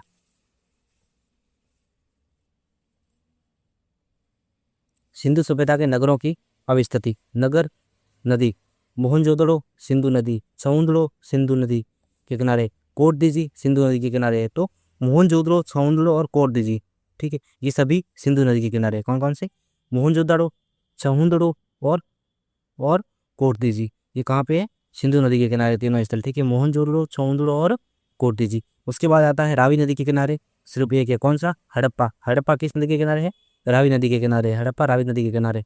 रोपड़ आपका पंजाब में है, तो पंजाब में सतलज नदी के किनारे कौन सा है? रोपड़। ठीक है, बाड़ा सतलज नदी के किनारे। ठीक है, बाड़ा कहाँ पे? सतलज नदी के किनारे। कालीबंगा ये घग्गर नदी के किनारे, और उसको पुरानी संस्कृत या दस्तवती नदी भी कहते हैं। ठीक है, उसके नदी के किनारे घग्गर नदी के किनारे कालीबंगा, दस्तवती या सरस्वती कह सकते हैं। मांडा जम्मू कश्मीर में, जो कि चिनाब नदी के किनारे। ठीक है, बनावली हरियाणा में। ठीक है, और प्राचीन सरस्वती नदी है और रंगोई नदी नाम है उसका। ठीक है, बनावली किस नदी के किनारे? रंगोई नदी के किनारे या अगर सरस्वती ऑप्शन में आ जाए तो वो भी सही है, ठीक है, या घग्गर सही है, घग्गर ऑप्शन में आ जाए तो वो भी सही है, ठीक है। शुद्ध कांगेडोर ये दास्क नदी, ये इंपॉर्टेंट है। शुद्ध कांगेडोर बलूचिस्तान पाक में है। दास्क नदी कौन सी नदी? दास्क नदी, ठीक है, वो इधर ईरान साइड, दास्क, शुद्ध कांगेडोर। उसके बाद सोतका को ये शादीकोर नदी अरब सागर में, ठीक है। बालाकोट ये विंदार नदी कहाँ पे? अरब सागर में, अरेबियन सी में। बिंदार नदी कौन सी? विंदार नदी, बालाकोट। उसके बाद आलमगीर आलमगीरपुर की हिंडन नदी के किनारे, किस नदी के किनारे? हिंडन नदी के किनारे, जो कि यमुना की सहायक है, ठीक है। उसके बाद रंगपुर, ये भादर नदी के किनारे। रंगपुर किस नदी के किनारे? भादर नदी के किनारे। रोजड़ी या रोजड़ी भी भादर नदी के किनारे। मालवण ताप्ती नदी के किनारे, गुजरात में, ठीक है। या भगतराव ये नर्मदा नदी के किनारे। लोथल भोगवा नदी, ये इंपॉर्टेंट है। लोथल किस नदी के किनारे है? भोगवा नदी के किनारे। देमाबाद महाराष्ट्र में नदी कौन सी? इंपॉर्टेंट है, वेरी वेरी इंपॉर्टेंट, परवरा नदी, गोदावरी की सहायक है, ठीक है। नगर नियोजन, टाउन प्लानिंग। हड़प्पा सभ्यता की सबसे प्रभावशाली विशेषता उसकी नगर योजना एवं जल निकास प्रणाली, ड्रेनेज सिस्टम है। हड़प्पा सभ्यता प्रथम नगरीकरण का प्रतिनिधित्व करती है। हड़प्पा सभ्यता प्रथम जो फर्स्ट अर्बनाइजेशन है उसका प्रतिनिधित्व कौन करता है? हड़प्पा सभ्यता करती है, ठीक है। सड़क की बात करें तो नगर योजना जाल बत्ती ग्रिड पैटर्न चेस बोर्ड पर आधारित है। सड़कें एवं गलियां योजना अनुसार निर्मित की गई है। सड़कें उत्तर से दक्षिण की तरफ जाती है तथा सड़कें एक दूसरे को समकोण पर काटती है और सड़कें कच्ची मिट्टी की बनी होती है। कैसी? कच्ची मिट्टी की, ठीक है। और नगर की प्रमुख सड़क को क्या पश्चिम सड़क कहा गया है। और नगरों में प्रवेश पूर्वी सड़क से होता था। कौन सी सड़क से होता था? पूर्वी सड़क से होता था। और यहाँ प्रथम सड़क से मिलती थी समकोण पर, ठीक है। और उसे ऑक्सफोर्ड सर्कस कहा गया है। और सड़कें मिट्टी की बनी होती थी, ठीक है। सड़कें किसी की बनी होती थी? मिट्टी की बनी होती थी, कोई पत्थरों की नहीं होती थी, ठीक है। मोहनजोदड़ो की सबसे चौड़ी सड़क 10 मीटर से कुछ मीटर अधिक है, ठीक है। नगर विन्यास की बात करें तो नगर 2 भागों में बटा था। पश्चिमी टीला, इसमें किला और दुर्ग होता था। किला आयताकार चक्र का होता था। कैसा होता था? आयताकार चक्र का होता था किला, ठीक है। पूर्वी टीला, इसे निचला नगर कहते हैं, जो सामान्य जनता का आवास चतर था। प्राप्त नगरों के अवशेष में पश्चिमी दिशा में 2 टीले हैं। पूर्वी टीले पर आवास चतर के साक्ष्य मिले हैं तथा पश्चिमी टीले पर दुर्ग के साक्ष्य मिले हैं। केवल लोथल और सूरकोटड़ा के दुर्ग और नगर एक ही रक्षा प्राचीर से घिरे हैं, बाकी जगह ऐसे नहीं मिलता है। हड़प्पा कालीन नगरों के चारों ओर प्राचीर बनाने का जो उद्देश्य क्या था? शत्रु आक्रमण से रक्षा करना नहीं था, अपितु लुटेरों और जो पशु चोरों से सुरक्षा करना था, ठीक है। तो इस प्रकार ये स्पष्ट है कि उस समय उतने एनिमी नहीं थे, ठीक। नालियाँ, जल निकासी प्रणाली सिंधु सभ्यता की अद्वितीय विशेषता थी, यूनिक विशेषता थी, जो अन्य समकालीन सभ्यताओं में नहीं मिलती है प्राय देखने को, ठीक है। और नालियाँ ईंटों या पत्थरों से ढकी होती थी, परंतु कभी कभी चूने एवं जिप्सम का प्रयोग भी किया जाता था। घरों से जल निकासी हेतु मोरियों द्वारा होती थी। जल निकासी किसके द्वारा? मोरियों द्वारा होती थी, जो मुख्य नालियों में गिरती थी, ठीक है। प्रत्येक मकान में ढकी हुई नालियाँ होती थी। प्रत्येक मकान में क्या? ढकी हुई नालियाँ होती थी। भवन की बात करें तो हड़प्पा कालीन नगरों के भवन सामान्यतः साधारण तो छोटे छोटे आवासीय भवन होते थे। इसमें 4-5 कमरे होते थे। कुछ विशाल 2 मंजिला भवनों का निर्माण भी हुआ, ठीक है, 2 मंजिला भवनों का। और प्रत्येक मकान में रसोई घर एवं स्नानागार होता था, ठीक है। और घरों के दरवाजे मुख्य सड़क की ओर न खुलकर पिछवाड़े यानी गली की ओर खुलते थे। हड़प्पा सभ्यता के नगरों में कुछ सार्वजनिक भवन भी होते थे, जैसे स्नानागार, अन्नागार आदि। ईंटें, हड़प्पा सभ्यता के भवन नालियाँ पक्की ईंटों से बने होते थे। हालांकि कालीबंगा और रंगपुर में कच्ची ईंटों का प्रयोग हुआ है। और सभी जगहों की ईंटों का अनुपात कितना है? 4:2:1 होता था। सामान्यतः एक ईंट का आकार 10x5 ये 2.5 तथा बड़ी ईंटों का प्रयोग नालियों को ढकने हेतु किया जाता था। हड़प्पा सभ्यता की सबसे बड़ी ईंट मोहनजोदड़ो से मिली है। कहाँ से मिली? मोहनजोदड़ो से। और सैंधव ईंटें चतुर्भुजाकार होती थी। कैसी होती थी? सिंधु घाटी की सभ्यता मतलब सैंधव ईंटें होती थी, कैसी होती थी? चतुर्भुजाकार होती थी, वर्ताकार नहीं होती थी, आयताकार नहीं होती थी। कैसी होती थी? चतुर्भुजाकार होती थी। और ईंटों की चिनाई और जुड़ाई इंग्लिश बॉन्ड पत्ती से की गई, ठीक है, इंग्लिश बॉन्ड पत्ती। रक्षा प्राचीर, सड़कें, समुद्रों में कच्ची ईंटों का प्रयोग होता था। केवल कालीबंगा में एक फर्श में अलंकृत ईंटों का प्रयोग हुआ है। सिर्फ कालीबंगा में एक फर्श है, वहाँ पे अलंकृत ईंटों का प्रयोग हुआ। बाकी जगह नहीं, सिर्फ बॉन्ड पत्ती वहाँ का प्रयोग उसका प्रयोग हुआ है, ठीक। राजनीतिक व्यवस्था, हड़प्पा संस्कृति के राजनीतिक स्वरूप की कोई निश्चित जानकारी नहीं है, परंतु इसका व्यापक विस्तार नियोजित नगरों को देखकर लगता है कि इस सभ्यता में शासन पर पुरोहित वर्ग का प्रभाव था, ठीक है। देखकर लगता है। और स्टुअर्ट पिगट ने मोहनजोदड़ो एवं हड़प्पा को एक विस्तृत साम्राज्य की जुड़वा राजधानियां बताया है। पिगट ने हड़प्पा के शासन को अत्यंत केंद्रीकृत सेंट्रलाइज्ड साम्राज्य किंगडम माना है, जो पुरोहित वर्ग द्वारा संचालित था। किसके द्वारा? पुरोहित वर्ग द्वारा। और व्हीलर के अनुसार हड़प्पा सभ्यता में मध्यम वर्गीय जनतंत्रात्मक शासन व्यवस्था थी। इसमें धर्म की महत्ता को स्वीकार किया गया है। और हंटर के अनुसार मोहनजोदड़ो का शासन राजतंत्रात्मक न होकर कैसा था? जनतंत्रात्मक था। कैसा था? राजतंत्रात्मक नहीं था, ऐसा था जनतंत्रात्मक था। कहाँ का? मोहनजोदड़ो का। और मैके के अनुसार मोहनजोदड़ो का शासन एक प्रतिनिधि शासक के हाथ में था। किसके हाथ में था? एक रिप्रेजेंटेटिव होता था, उसके हाथ में होता था। ठीक है। और एस आर राव ने हड़प्पा सभ्यता को विश्व के प्रथम महान साम्राज्य की संज्ञा दी, द ओल्डेस्ट ग्रेट किंगडम।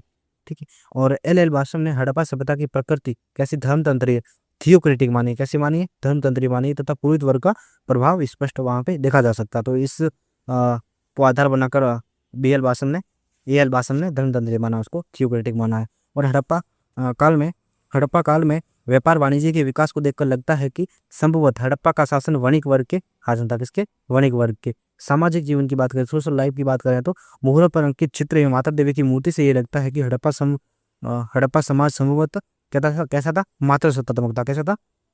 मैट्रियार्कल यानी कि मात्र सत्तात्मक था। और हड़प्पा सभ्यता के नगर नियोजन को देखकर ऐसा प्रतीत होता है कि समाज के अनेक वर्ग जैसे पुरोहित, व्यापारी, अधिकारी, श्रमिक इत्यादि वर्गों में विभाजित थे। ठीक है। और समाज में 4 वर्ग, विद्वान, योद्धा, व्यापारी और श्रमिक होते थे। और शिल्पकारों में कुम्हारों का विशेष महत्व था। शिल्पकारों में किसका? कुम्हारों का विशेष महत्व था। हड़प्पा सभ्यता के लोग शांति प्रिय थे। कैसे थे? शांति प्रिय थे और युद्ध प्रिय नहीं थे। और हड़प्पा स्थलों से तलवार, ढाल, कवच, शस्त्राण आदि नहीं मिले हैं।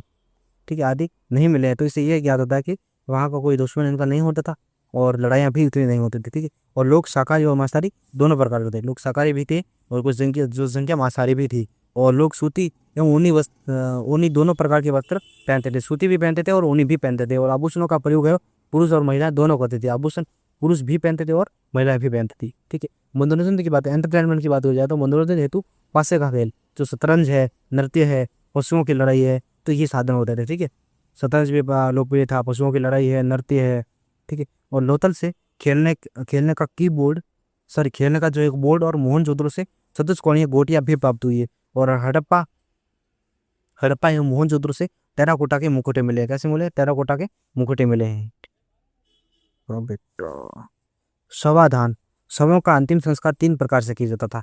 पूर्ण समाधिकरण, इसमें शव को पूर्ण रूप से भूमि में दफना दिया जाता था। आंशिक समाधिकरण, इसमें शव का पशु पक्षियों के खाने के बाद शेष भाग भूमि में दफनाया जाता था। ठीक है। और दाह संस्कार, हड़प्पा से आंशिक शवाधान, मोहनजोदड़ो के कलश शवाधान तथा कालीबंगा से प्रतीकात्मक शवाधान के साक्ष्य मिले हैं। हड़प्पा में शवों को दफनाने और मोहनजोदड़ो से जलाने की प्रथा विद्यमान थी। ठीक है। हड़प्पा में कैसे दफनाने की और मोहनजोदड़ो में जलाने की प्रथा थी। ठीक है। और हड़प्पा में सब उत्तर से दक्षिण दिशा में दफनाया जाता था। ध्यान रखना, हड़प्पा में सब उत्तर से दक्षिण दिशा में जिसमें सिर होता वो उत्तर की तरफ होता था। सिर किसकी तरफ? वो कहाँ होता था? उत्तर की तरफ होता था। 100 पात्रों के चित्रण में मयूर का चित्र चिन्ह चित्रित किया जाता था। धार्मिक जीवन, रिलीजियस लाइफ की बात करें तो हड़प्पा सभ्यता मुख्यतः लोकक सभ्यता, इनकी सेकुलर सिविलाइजेशन थी एक। ठीक है। उसमें धार्मिक तत्व उपस्थित था किंतु प्रभावशाली उतना इफेक्टिव नहीं था। ठीक है। और पूरा स्थलों से मिले अवशेषों के आधार पर ऐसा लगता है कि हड़प्पा सभ्यता के लोग मातृ देवी, पुरुष देवता, पशुपतिनाथ और लिंग योनि, वृक्ष, जल आदि की पूजा करते थे। और सबसे ज्यादा पूजा मातृ देवी की होती थी। और मार्शल ने मातृ देवी को पृथ्वी देवी कहा है, अर्थ मदर। ठीक है। Goddess mother. ठीक है। और ये क्या है? मोहनजोदड़ो से प्राप्त एक मुहर पर 3 मुख वाला एक पुरुष ध्यान की मुद्रा में बैठा है। उसके सिर पर 3 सिंह है।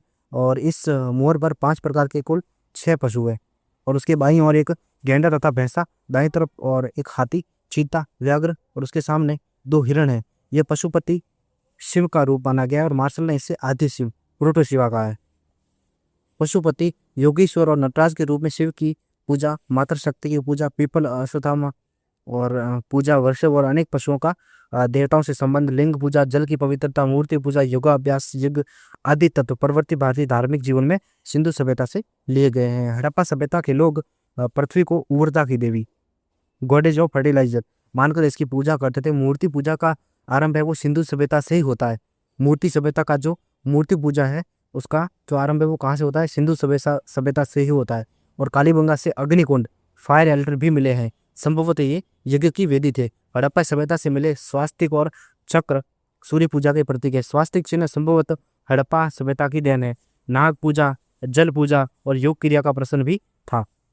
मोहनजोदड़ो एवं कालीबंगा से प्राप्त कुछ मोहरें पर पशु बलि के प्रमाण मिलते हैं। भारत में लिंग पूजा का जो आरंभ है वो संभवतः प्रोटो ऑस्ट्रेलाइट जाति में हुआ था। किसमें? प्रोटो ऑस्ट्रेलाइट जाति में हुआ था। और पीपल सबसे पवित्र वृक्ष था। बत्तख है वो फाक्ता को पवित्र पक्षी माना जाता था। हजा पक्षी मोर का भी महत्व था। और हड़प्पा सभ्यता के किसी भी स्थल से मंदिर के अवशेष नहीं मिले हैं, लेकिन बनावली से एक भवन से मंदिर होने का अनुमान लगाया जाता था। हड़प्पा सभ्यता के किसी भी स्थल से मंदिर के अवशेष नहीं मिले हैं, लेकिन बनावली के एक भवन से मंदिर होने का अनुमान लगाया जाता है। आर्थिक जीवन, इकोनॉमिक लाइफ। हड़प्पाकालीन अर्थव्यवस्था कृषि, पशुपालन एवं आंतरिक एवं विदेशी व्यापार पर निर्भर थी। कृषि, हड़प्पा सभ्यता व्यापार प्रधान थी, किंतु आजीविका और अर्थव्यवस्था का मुख्य आधार कृषि ही था। हड़प्पा सभ्यता में कोई हल या फावड़ा नहीं मिला है, परंतु कालीबंगा से प्राक हड़प्पा स्तर के जोते हुए खेत के साक्ष्य अवश्य मिले हैं। और संभवतः हड़प्पा सभ्यता के लोग लकड़ी के हलों का प्रयोग करते थे। हड़प्पा सभ्यता बलूचिस्तान, पंजाब और सिंध की प्राक हड़प्पा कृषि सभ्यताओं का ही एक विकसित रूप थी। हड़प्पा सभ्यता का जो अधिकांश भौगोलिक विस्तार है वो अर्ध शुष्क था। ठीक है, अर्ध शुष्क था। और हड़प्पा सभ्यता की उर्वरता का मुख्य कारण सिंधु नदी में प्रतिवर्ष आने वाली बाढ़ थी। और बलूचिस्तान से गब्बरबंद बांध और अफगानिस्तान से शोरतुगरी से नहरों के साक्ष्य मिले हैं। फसल काटने के लिए पत्थर के हंसियों का प्रयोग करते थे। मोहनजोदड़ो, हड़प्पा और अन्य नगरों से अन्नगार, ग्रैनरी के साक्ष्य विकसित कृषि अवस्था को इंगित करते हैं। हड़प्पा सभ्यता के लोग नवंबर के महीने में के बाढ़ का पानी उतारने के बाद उपजाऊ मिट्टी एलोवेरा यानी कि जलोढ़ मिट्टी में गेहूं एवं जौ बोते थे तथा अप्रैल में फसल काट लेते थे। प्रमुख फसलें, हड़प्पा सभ्यता में अब तक 9 प्रकार की फसलों की पहचान की गई है। चावल, ठीक है, गेहूं 3 किस्में और जौ 2 किस्म, खजूर, तरबूज, मटर, राई, तिल और कपास 1 किस्म, ब्रासी काजुनसी भी मिली है। और चावल के साक्ष्य लोथल, रंगपुर, हड़प्पा, कालीबंगा से मिले हैं, जबकि बाजरा के लोथल, हड़प्पा, सुरकोरडा और शोरतुगई से मिले हैं। गेहूं और जौ एवं कपास की खेती का ज्ञान मेहरगढ़ से प्राप्त किया। हड़प्पा सभ्यता के लोगों का मुख्य खाद्य गेहूं एवं जौ यव था। और गेहूं एवं जौ का प्रसार पश्चिमी एशिया से माना जाता है। सिंधु सभ्यता के लोग रागी और ईख से अपरिचित है। यानी कि सिंधु सभ्यता के जो लोग हैं वो एक तो किससे अपरिचित थे? ईख से और एक रागी से। कि ये पूछा हुआ भी है, ठीक है, रागी और ईख से अपरिचित थे, नहीं जानते थे और नहीं उगाते थे। तो ये इंपॉर्टेंट याद रखना, ईख और रागी। लोथल से चावल एवं बाजरे के, और मनावली से जौ, तिल, सरसों के तथा हड़प्पा से गेहूं और जौ के दानों के साक्ष्य मिले। हड़प्पा से गेहूं और जौ, बनावली से जौ और तिल, जौ, तिल, सरसों। और बनावली से सबसे ज्यादा विविधता भरी फसलें हैं, जौ, तिल, सरसों। और यहाँ से क्या मिले? लोथल से चावल और बाजरे की, और हड़प्पा से गेहूं और जौ दोनों के साक्ष्य मिले। सर्वप्रथम कपास उगाने का श्रेय सिंधु सभ्यता के लोगों को है। इसे यूनानियों ने इसे सिंधोन, जिसकी उत्पत्ति सिंध से हुई है, नाम दिया है। गुजरात के नागवाड़ा नामक स्थान पर भी प्राक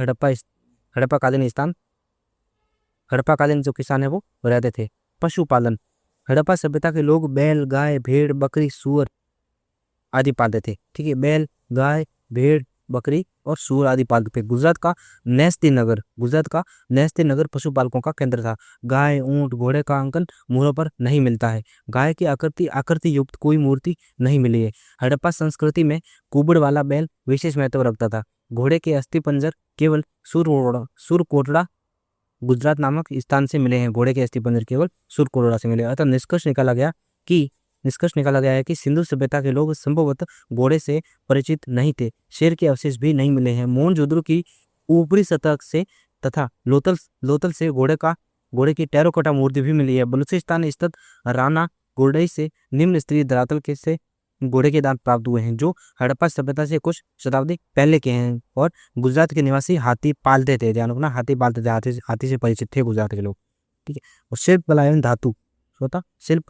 धातु, हड़प्पा सभ्यता हड़प्पा सभ्यता कांस्य युगीन सभ्यता थी। कैसी थी? कांस्य युगीन सभ्यता थी। और यहाँ के लोग तांबे के साथ टिन मिलाकर कांसा तैयार करते थे। तांबे के साथ टिन मिलाकर क्या? कांसा तैयार करते थे। तांबा टिन का जो अनुपात है वो 9:1 था। और कांसे के औजार बहुतायत में नहीं मिलते हैं यहाँ से।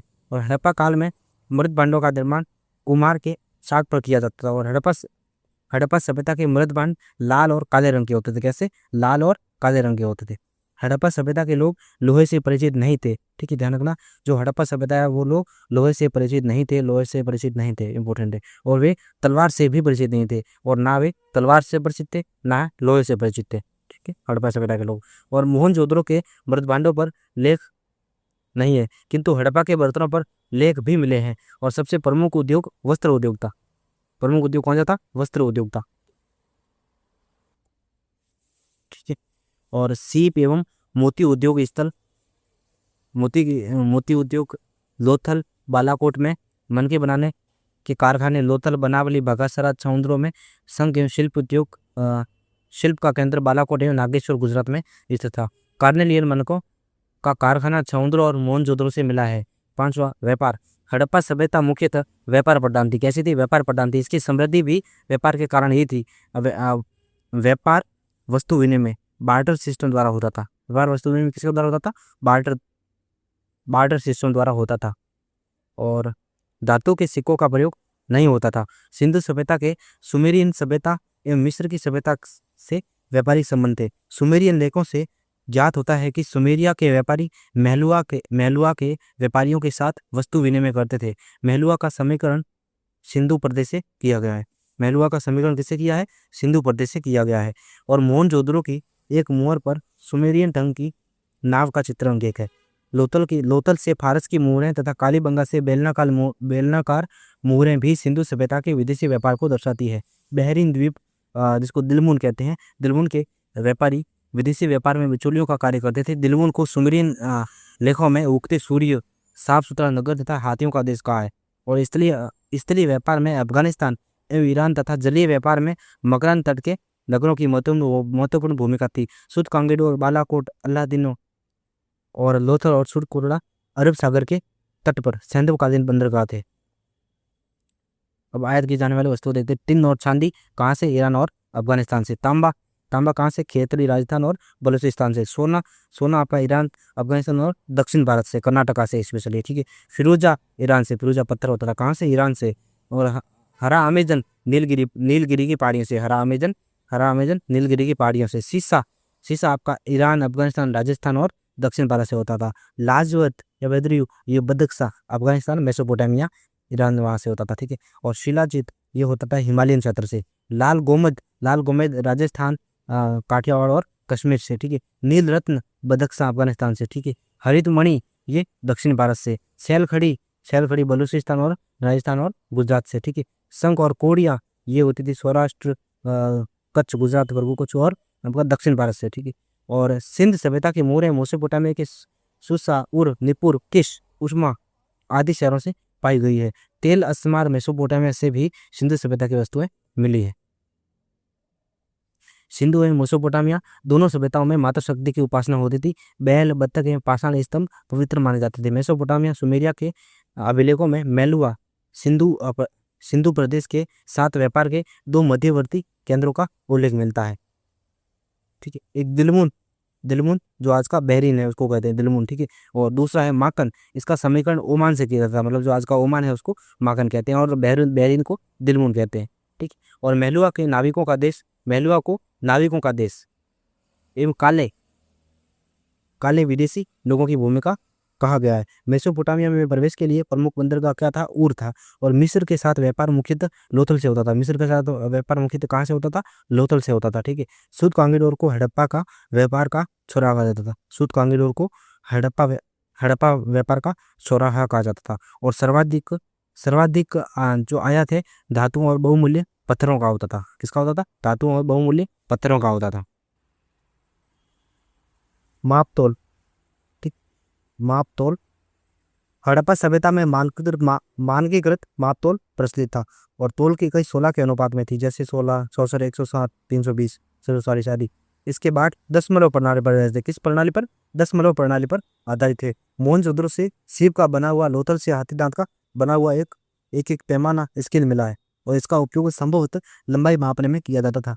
और कालीबंगा से मिट्टी का पैमाना मिला है और न्यूनतम भारों के संबंध में द्विचर पद्धति बाइनरी प्रणाली का अनुपात 1:2:4:8:16:32:63 और स्तर भागों के संबंध में दशमलव पद्धति का अनुपात 1:60:320 ये 40 काम में लिया जाता था।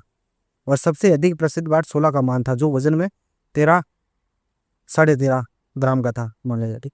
लिपि 13,625 लिपि लिपि की बात करते जाए तो हड़प्पा लिपि को अभी तक पढ़ने में सफलता नहीं मिली है। ठीक है, यह भाव चित्रात्मक यानी कि पिक्टोग्राफिक लिपि है और तथा जो उनकी लिखावट है वो क्रमशः दाईं ओर से बाईं ओर जाती थी, जो ब्रुस्टोफेदन या सर्पाकार रूप में लिखी जाती थी। इसमें मूलतः 52 चिन्ह थे। कितने? 52। और हड़प्पा लिपि में 250 से 400 तक चित्राक्षर है। सबसे ज्यादा प्रचलित चिन्ह इसका है मछली का है। लिपि इन धर्म के नमूने मोहरों के अतिरिक्त मृत भांडों पर भी मिले हैं। सैंधव लिपि का सबसे प्राचीन नमूना 1853 ईस्वी में कनिंघम को मिला। किसको मिला? कनिंघम को मिला। अधिकांश लिपि के नमूने सेल खड़ी सैटेलाइट की मोहरों पर मिले हैं। हड़प्पा लिपि देसी है तथा पश्चिम एशिया की लिपियों से कोई संबंध नहीं है। फादर हेरास ने इस लिपि को तमिल लिपि का आदि रूप माना है। सिंधु लिपि को पढ़ने का प्रयास के.एन. वर्मा और प्रोफेसर एस.आर. राव एवं आई. महादेवन ने किया है। सिंधु लिपि को पढ़ने का सर्वप्रथम प्रयास वेडेन ने 1925 में किया था। L.A. वेडेन ने। और लिपि का उद्भाषण आई. महादेवन ने किया, जिसे कंप्यूटर से पढ़ने का प्रयास किया गया। हड़प्पा सभ्यता में सबसे लंबा अभिलेख 26 चिन्हों वाला मिला है। भाषा बलूचिस्तान की ब्राहुई जनजाति ब्राहुई भाषा बोलती है, जो कि एक द्रविड़ भाषा है जिसके स्रोत के रूप में सिंधु घाटी सभ्यता की भाषा को माना जा सकता है। मोहर है। अब तक की हड़प्पाकालीन स्थलों से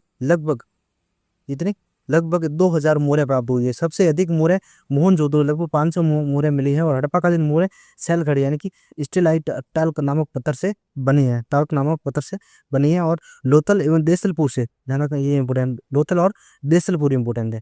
देसलपुर से तांबे से बनी मोहरें प्राप्त हुई है। ये देसलपुर मतलब किसी और चीज के लिए भी फेमस है। और लोथल से बटन के आकार की मोहर मिली है। सैंधव मोहरें वर्गाकार, आयताकार और गोलाकार और बेलनाकार है। ठीक है, कोई एक आकार के नहीं है, वर्गाकार भी, आयताकार भी है, गोलाकार भी है और बेलनाकार भी है। और सबसे अधिक मोहरें वर्गाकार चौकोर है। सबसे अधिक मोहरें कैसी है?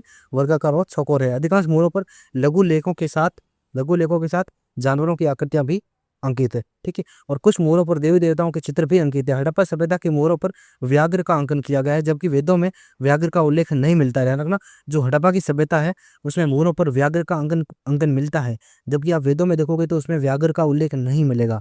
ठीक है, और हड़प्पा सभ्यता के मोहरें सर्वाधिक अंकन पीपल और बिना कुबड़ वाला बैर और एक श्रृंगी पशु यूनिकॉर्न का था। और लोथल एवं कालीबंगा से मुद्रा छाप राज मुद्रांक मिले हैं। मोहनजोदड़ो की एक मोहर के चित्र की तुलना सुमेरियन पौराणिक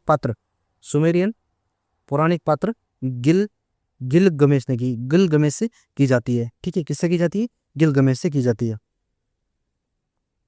तो ये में देखो, ये एक सरंगी वाला बिना कुबड़ वाला, ये मरण मूर्तियां टेराकोटा। हड़प्पा सभ्यता के छात्रों से अत्यधिक संख्या में आग में पकी हुई टेराकोटा की मूर्तियां मिली है। इनका प्रयोग खिलौनों एवं पूजा के लिए मूर्तियां बनाने में होता था। नारी मरण मूर्तियां संख्या में सर्वाधिक है। इन मरण मूर्तियों का निर्माण हाथ से चिकोटी पत्ती पिंच एंड प्रेशर मेथड से किया गया है। समस्त मरण मूर्तियों में 73% पशु पक्षियों एवं 25% मानव मरण मूर्तियां हैं। पशुओं में सर्वाधिक कुबड़दार वृषभ और एवं पक्षियों में गोरैया की सर्वाधिक मरण मूर्तियां हैं। गाय की आकृति मोहरों एवं मरण मूर्तियों पर नहीं है। हड़प्पा सभ्यता से निम्न चीजों के कोई अवशेष नहीं मिले हैं। कैसे? हड़प्पा सभ्यता से नहरों की सिंचाई का कोई नहीं मिला है। एक शोरतुगोई को मिला है, बस शोरतुगोई को छोड़कर कहीं भी नहीं मिला है। और नदी उपासना की भी जानकारी कहीं से भी नहीं मिली है।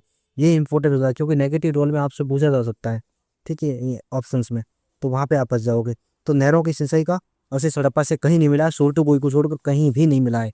और नदी उपासना का पूछा जाए, नदी की पूजा की जाती थी, आप मतलब देखते हो कि हाँ यार नदी की पूजा की जाती थी, पहाड़ों की जाती थी, तो होता ही होगा। लेकिन नदी उपासना की जानकारी हड़प्पा से कहीं भी नहीं मिली है। ठीक है, और ना मंदिर की जानकारी हड़प्पा से मिली है।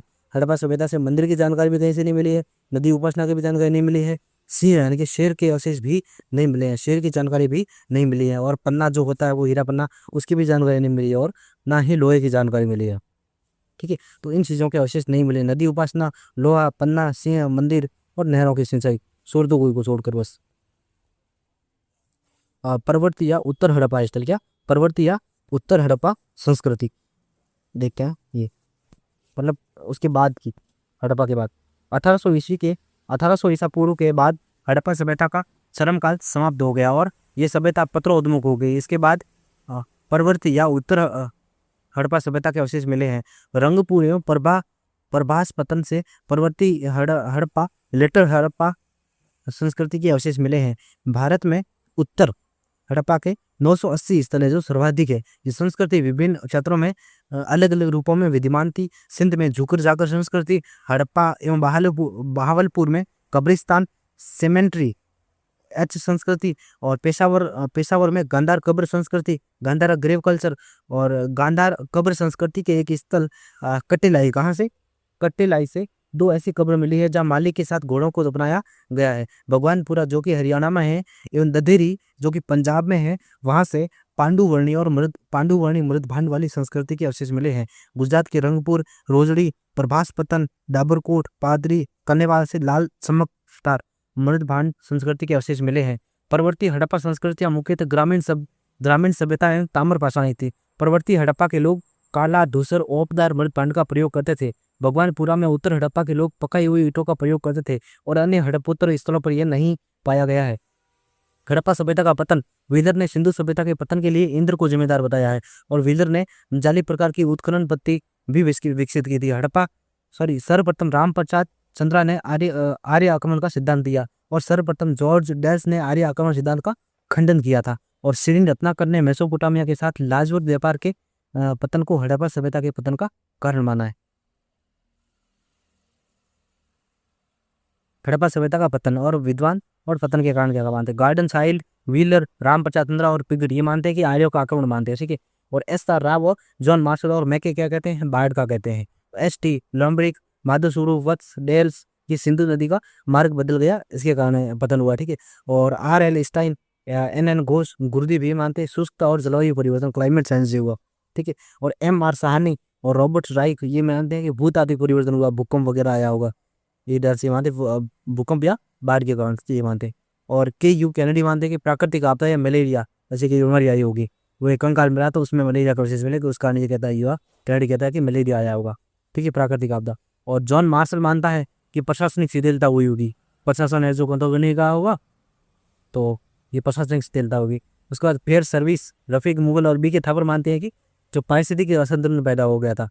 ठीक है, जैसे जल में जरा की कमी हो, वो मतलब एक तरीके से क्लाइमेट चेंज भी इसको कह सकते हो। धर्मपाल अग्रवाल और रफीक मुगल और ये मानते हैं कि घग्गर और हाकरा नदी के क्षेत्र में सूखा बढ़ गया था, मतलब एक ही पारिस्थितिक असंतुलन, लगभग तो ही उत्तर हो सकता है आपका, मतलब ओवरऑल देखा जाए तो पारिस्थितिक असंतुलन। विविध तथ्य देख लेते हैं। तरखान वाला डेरा राजस्थान में हड़प्पा सभ्यता का केंद्र था। कहाँ पे? तरखान वाला डेरा राजस्थान में हड़प्पा सभ्यता का केंद्र था। ये हड़प्पा सभ्यता पोट्री के अंदर था। शिरकपुर गुजरात में हड़प्पा सभ्यता का स्थल है। गुजरात में कामनौर हड़प्पा कालीन स्थल नवीनतम उत्खनन स्थल है। और गुजरात में कच्छ से कामनेर से भारत जापान की संयुक्त टीम द्वारा 2006 में उत्खनन किया गया। इस उत्खनन में बड़ी संख्या में मनके सैलखड़ी के मनके मिले हैं। ठीक है, गुजरात की भुज तहसील कच्छ जिला में शिकारपुर से हड़प्पा स्थल का उत्खनन कुलदीप भान और P.P. अजित प्रसाद ने किया था। और कच्छ स्थित जूनीकुरन से 2 स्टेडियम के साथ साक्ष्य मिले हैं। ठीक है, कहाँ से? कच्छ स्थित जूनीकुरन, वहाँ से 2 स्टेडियम के साक्ष्य मिले हैं। ठीक है, नागेश्वर, नागवारा और कुंतासी राजकोट उत्तरी सौराष्ट्र और गुजरात के हड़प्पाकालीन स्थल है। ये कुंतासी का उत्खनन 1988 ईस्वी में हुआ था और कुंतासी से बंदरगाह के साक्ष्य मिले हैं। कुंतासी फुल्की नदी के किनारे है। किस नदी के किनारे? कुंतासी फुल्की नदी के किनारे है। ठीक है, और लोथल और बालाकोट बलूचिस्तान से विकसित सीप उद्योग के प्रमाण मिले हैं। ठीक है, धोलावीरा से भैंस की हड्डी की बनी स्केल मिली है। और मोहनजोदड़ो से मानव अस्थिपंजर के निकट वक्रे का अस्थिपंजर मिला है। मार्शल के अनुसार हड़प्पा सभ्यता का विकास संभव स्वतः हुआ, मतलब अपने आप हुआ था और इसका पश्चिम से कोई संबंध नहीं था। सूतकांगी से नगर दुर्ग और किलेबंद निचली बस्ती के साक्ष्य मिले हैं। स्वाद घाटी उत्तर हड़प्पा का उत्तरी शोर माना जाता है। लोथल से सोना धातु के अवशेष नहीं मिले हैं। तो ध्यान रखना, लोथल से जो सोने के अवशेष नहीं मिले हैं, सोना धातु के अवशेष नहीं मिले हैं। कहाँ से? लोथल से नहीं मिले हैं। तो अगर नेगेटिव में या पॉजिटिव में से कुछ पूछा था कि लोथल से सोना मिला है, लोहा मिला है, तो आपका गलत होगा। मतलब लोहा हो सकता है लेकिन सोना वहां से लोथल से नहीं मिला है। सोना लोथल से नहीं मिला है।